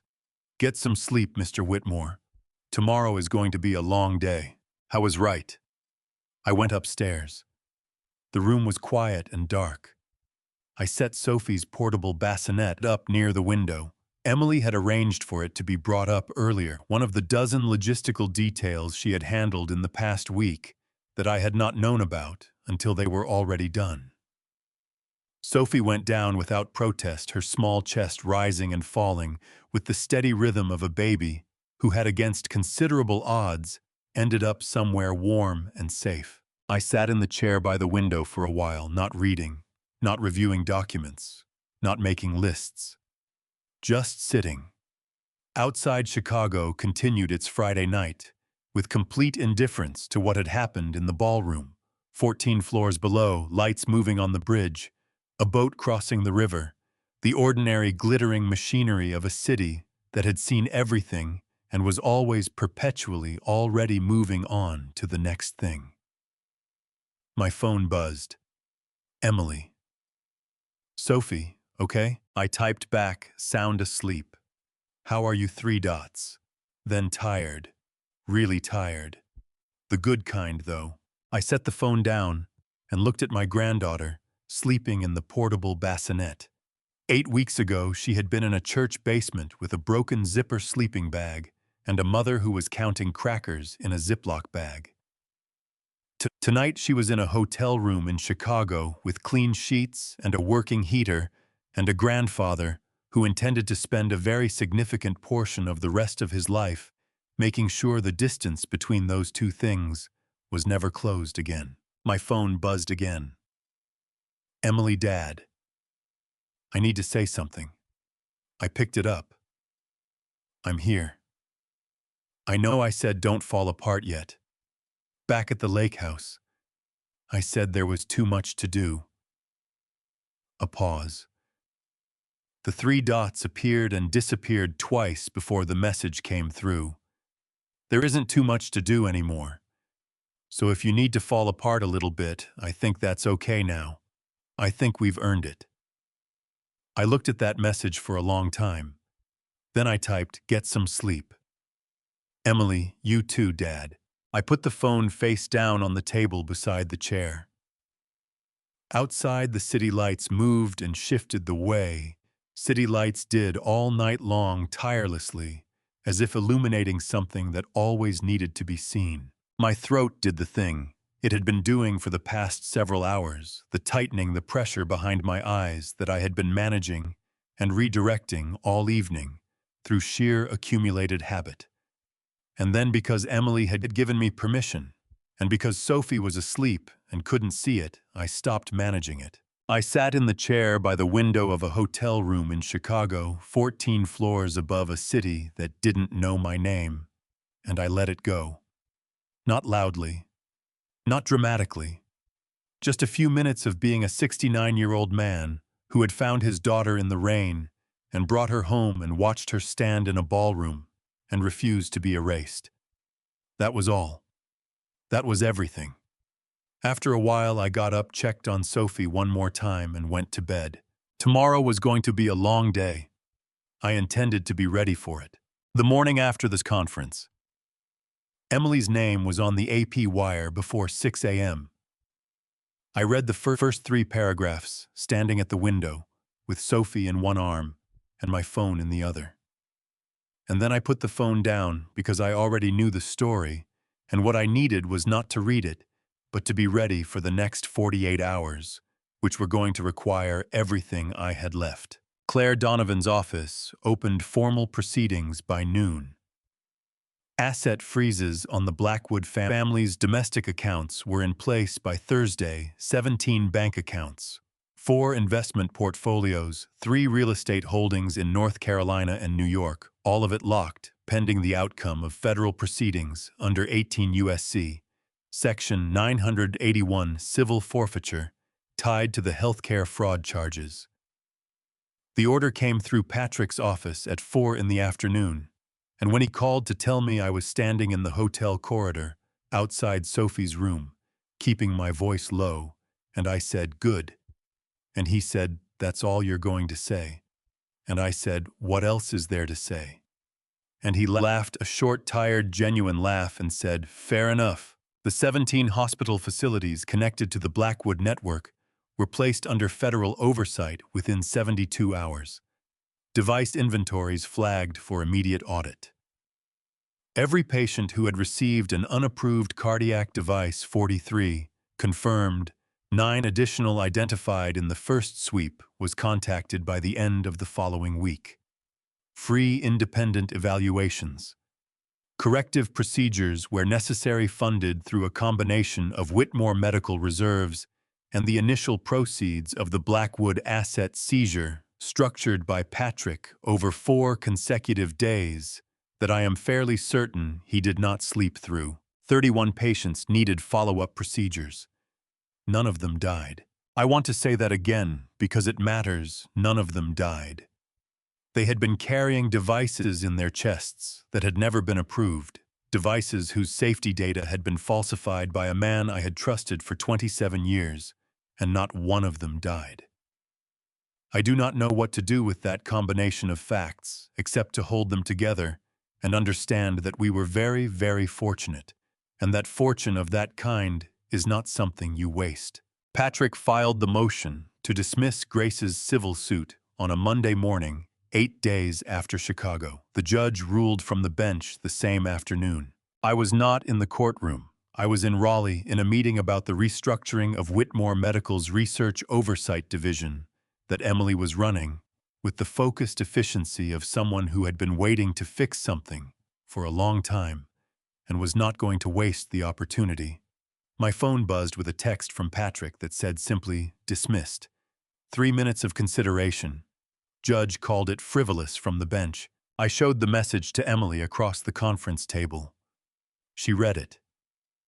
Something moved across her face, not surprise, not even relief, exactly. More the particular expression of someone watching a debt get paid that had been owed for a long time. She handed the phone back and returned to the restructuring document without saying anything, which was, I had learned, Emily's way of saying everything she needed to say. Grace kept her apartment. Grace kept her nursing license. 2 weeks after the dismissal, she called me from a number I didn't recognize, a new phone, she explained, with a new plan, paid for with her own money, connected to no hospital housing program, and no employer, and no person who might someday decide it was a leverage point. "I just wanted to say thank you," she said, "properly, not in a lobby at midnight." "You don't have to thank me," I told her. I know, she said. I'm thanking Emily too, and Daniel, and she stopped. I heard her take a. I'm thanking myself, actually, for leaving that door open. I wasn't sure I was going to write up until the moment I did. What made you do it? I asked. A pause. She was holding Sophie so carefully, Grace said, like the baby was the only thing in the world that was still completely hers. And I thought, I can't be the person who lets that end. Another breath. So I left the door open. I did not trust my voice for a moment. When it came back, I said, Grace, you should know. The center Emily is building, she wants you there. At the opening, if you're willing. A long pause on the other end. Then quietly, tell her yes. Samuel Grant was indicted on 7 counts the following month. Theft of trade secrets under the Defend Trade Secrets Act. Healthcare fraud. Falsification of clinical research data. Obstruction of a federal investigation. His attorney entered a not guilty plea at arraignment with the particular practiced neutrality of a lawyer who has been in this situation before and has learned to keep his own face out of the transaction. I was not in the courtroom for that either. I read about it in the Charlotte Observer over breakfast in my apartment in Raleigh, in the kitchen where I had eaten breakfast alone for 14 months since Carol died, and I sat there with the paper and my coffee and thought about 27 years, about Thursday lunches and late-night calls, and the particular quality of trust that accumulated between two people who had built something together, the way it felt solid and permanent and self-evident, the way it turned out not to be. I folded the paper, finished my coffee, washed the cup, and put it in the drying rack. Then I picked up my phone and called Emily. She answered on the first ring, which she always did now. Dad? Just checking in, I said. We're good, she said. Sophie had sweet potatoes for the first time this morning. She has opinions. Strong ones. Extremely. She got some in my hair. I laughed. A real laugh, the kind that came from somewhere deep and uncomplicated, the kind I had not been sure I still had in me. I'll come up this weekend, I said. We'll be here, Emily said. Dad, are you okay about Samuel? I thought about it honestly the way she deserved. I'm working on it, I said. That's the best answer I have right now. That's a good answer, she said. That's enough. Adrian and Margaret Blackwood were arraigned on a combined 14 federal charges 6 weeks after Chicago. I did not go to the courthouse. I had considered it, had thought about sitting in the gallery and watching the moment when the weight of what they had done was read aloud in a federal courtroom in North Carolina, official and permanent and on the record. But Emily had asked me not to, and when I asked her why, she said, because I don't want either of us to spend any more time in rooms therein than we absolutely have to. It was, as usual, the correct answer. I stayed home. Patrick called me from the courthouse steps afterward. The connection was slightly windy, the sound of Charlotte traffic behind him. 14 counts each, he said. Wire fraud, healthcare fraud, conspiracy to commit identity theft, unlawful restraint, administration of a controlled substance without consent, falsification of court documents, obstruction of justice. He paused. Their attorneys entered not guilty pleas. Margaret was composed. Adrian was not. What does not composed look like for Adrian? I asked. He cried, Patrick said simply. In the courtroom. Before the plea, during the plea, after the plea. His attorney kept his hand on his arm the entire time. I sat with that for a moment. Not with satisfaction. Not with pity somewhere in the complicated territory between them that did not have a clean name. Adrian Blackwood had been a weak man before he was a cruel one, and the cruelty had always lived downstream of the weakness fed by his mother's ambitions and his own unwillingness to stand up to them. That did not excuse any of it. But it made the crying in the courtroom feel less like performance and more like a man finally understanding, too late, the full dimensions of what he had allowed to happen. "And Margaret?" I asked. "Composed," Patrick said again. "Right up until they read the unlawful restraint count." Then her jaw tightened. Just for a second. Then it was gone. That, I thought, was Margaret Blackwood exactly. 1 second of something real, then the mask back in place. Some people spent their whole lives building walls so perfect they forgot what was behind them. Dr. Howard Lane had surrendered his medical license the week prior, before charges were formally filed, a preemptive move his attorney had apparently advised as the most viable path toward a reduced sentence in the civil proceedings that were following close behind the criminal ones. Patrick described it as the legal equivalent of a man trying to hand back a weapon he had already used. The gesture did not undo anything. It was noted and filed and would be weighed in due course. Emily called me on a Tuesday morning 3 weeks after the arraignment.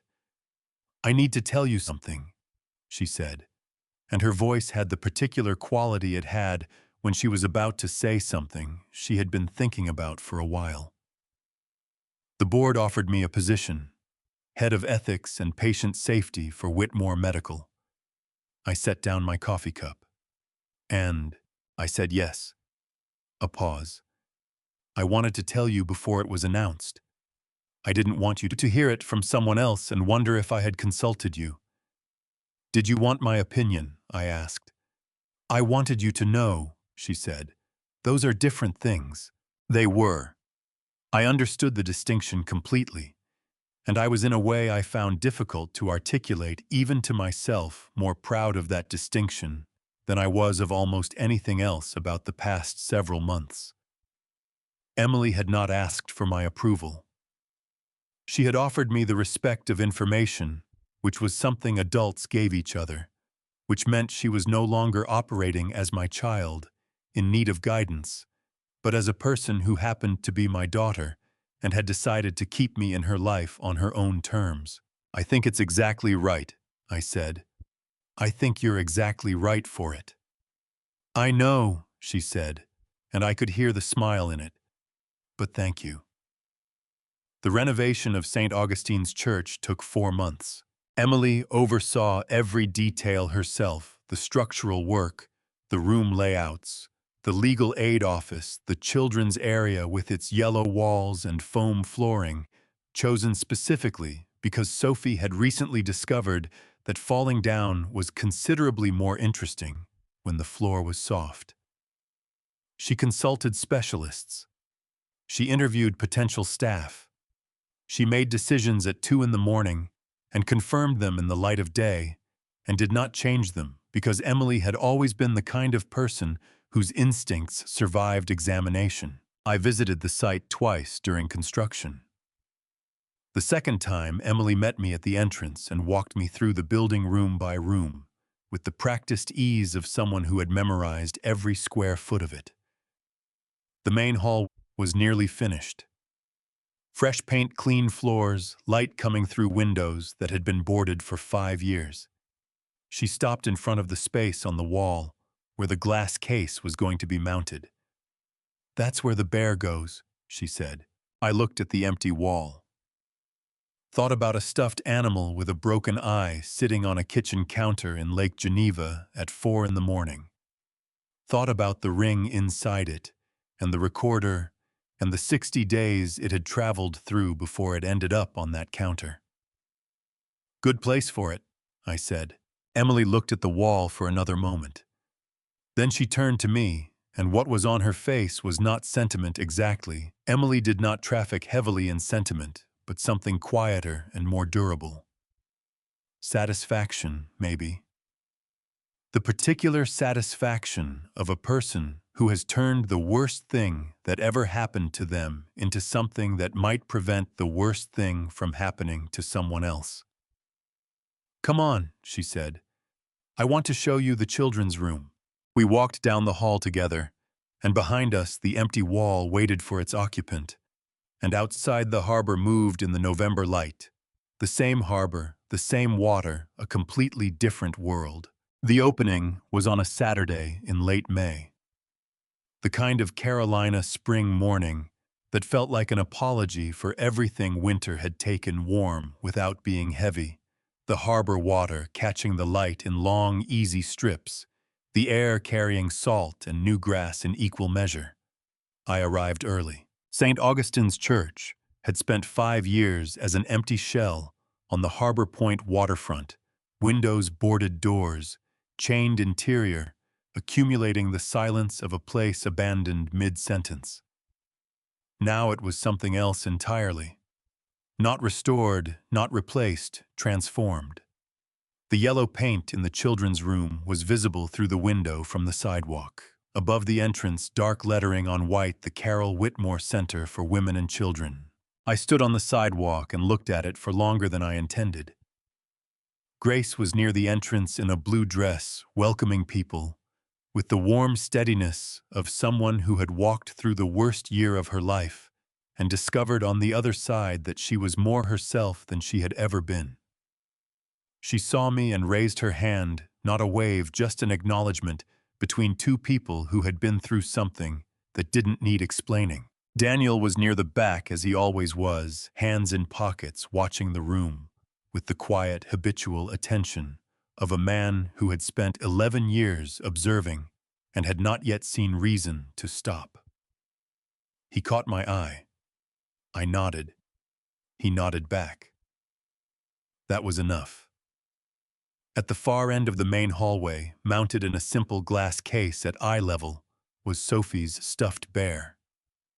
I walked toward it slowly, one plastic eye cloudy, ears worn thin from handling, the seam along the back re-stitched in 3 different threads, the original a darker repair, a final careful close in ivory, cleaned but not restored, still carrying in its faded fabric the evidence of 60 days that nobody outside this family would ever need to know about. I was standing there when Emily appeared beside me, Sophie on her hip.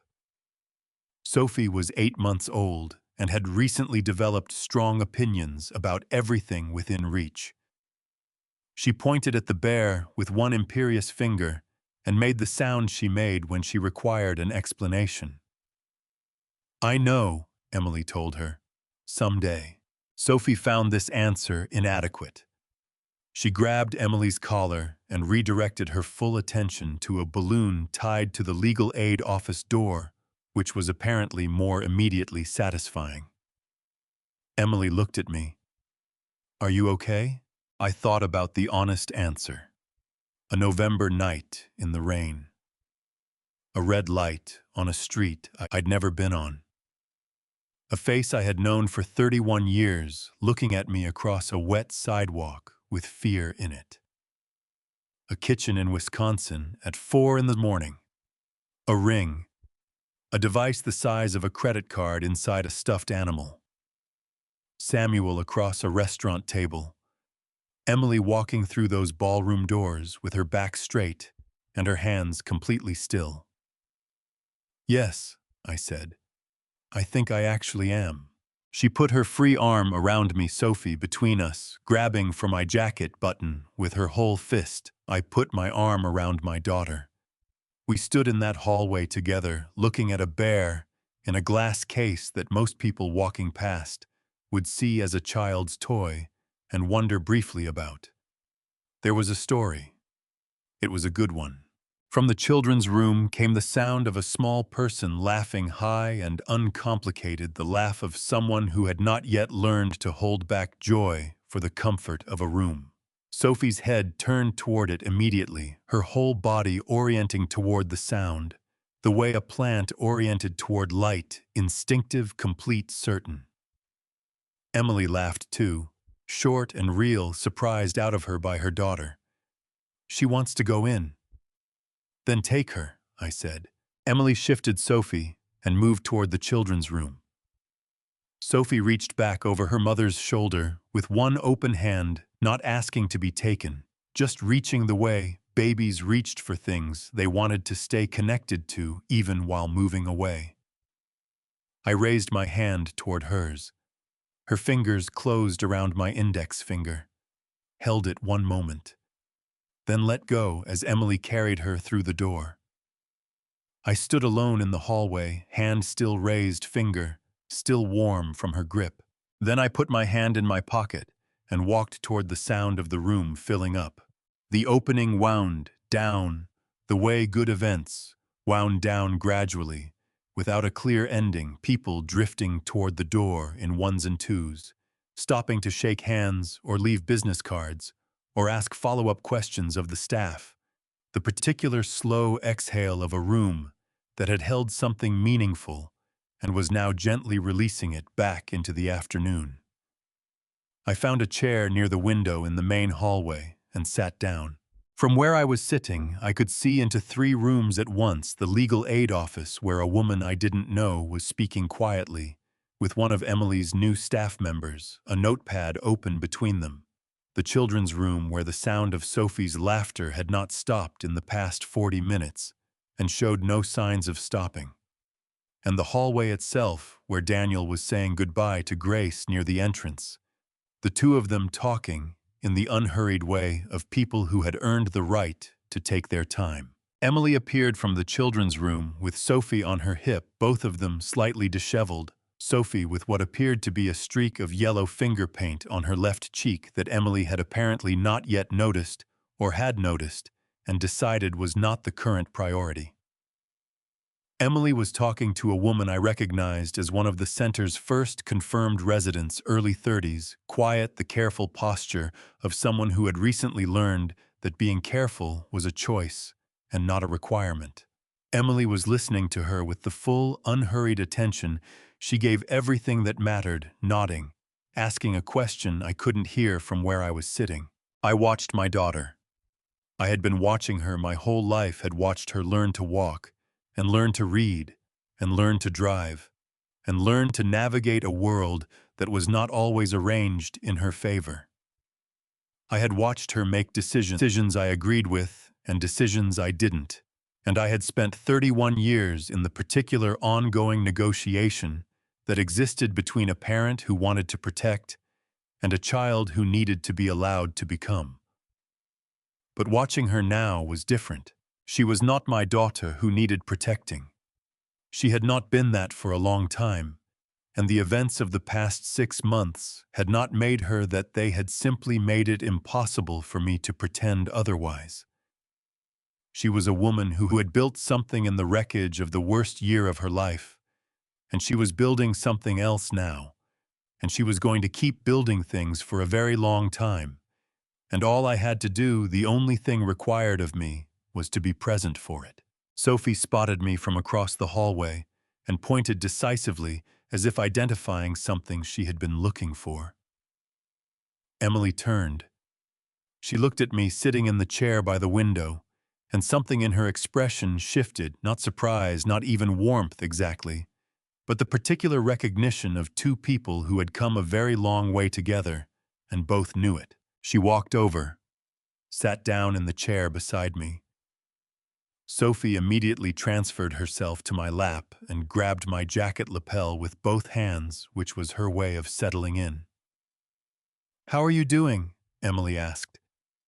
"Better than I've been in a long time," I said.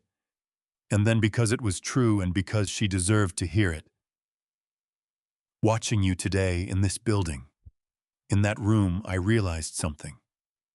"What?" "I came to Harbor Point in November because I couldn't stand still anymore," I said. "I thought I was going to save you. I had it completely backwards." I looked at my daughter. "You saved yourself. I just showed up in time to carry some of the boxes." Emily looked at me for a long moment. Her eyes went bright just briefly, just the shine of it, before she blinked it back, because she was Emily, and she did not cry easily, and when she did, she preferred to do it privately. "You carried the important boxes," she said. Sophie, sensing the tenor of the moment without understanding it, put her paint-stained hand flat against my cheek and held it there with the grave, deliberate tenderness of someone performing a blessing. I covered her small hand with mine. "Yeah," I said. "I suppose I did." Looking back, I was not the hero of this story. I was a father who waited too long, moved too slowly, and almost lost everything because I was afraid of being the kind of man who interfered too much. Don't be like me. If something feels wrong about the people surrounding someone you love, say something. Ask the question. Ask it early. Ask it clearly. Family stories. Revenge is not something that belongs only in movies. It happens in real homes, to real people, to families who believed they were safe. I believe God placed me at that red light on that rainy November night for a reason. Not coincidence, intention. A second chance I almost didn't take. Here is what I know now: the most dangerous silence is the one we choose out of politeness. Love is not interference. Love is paying attention and then acting on what you see. Emily did not wait to be saved. She built her own way out, brick by careful brick in the dark, while no one was watching. That is the truest thing I can tell you about family drama revenge. The real victory was never the courtroom or the conference room. It was a young mother who refused to let them have her ring. If these family stories revenge have stayed with you, if something here felt true, leave a comment below, share this with someone who needs to hear it, and subscribe so you never miss another story. Thank you for staying until the very end. The stories ahead contain fictionalized elements crafted purely for meaningful storytelling. If that's not what you're looking for, we completely understand. Choose what speaks to you. But if you're still here, we're very glad you are.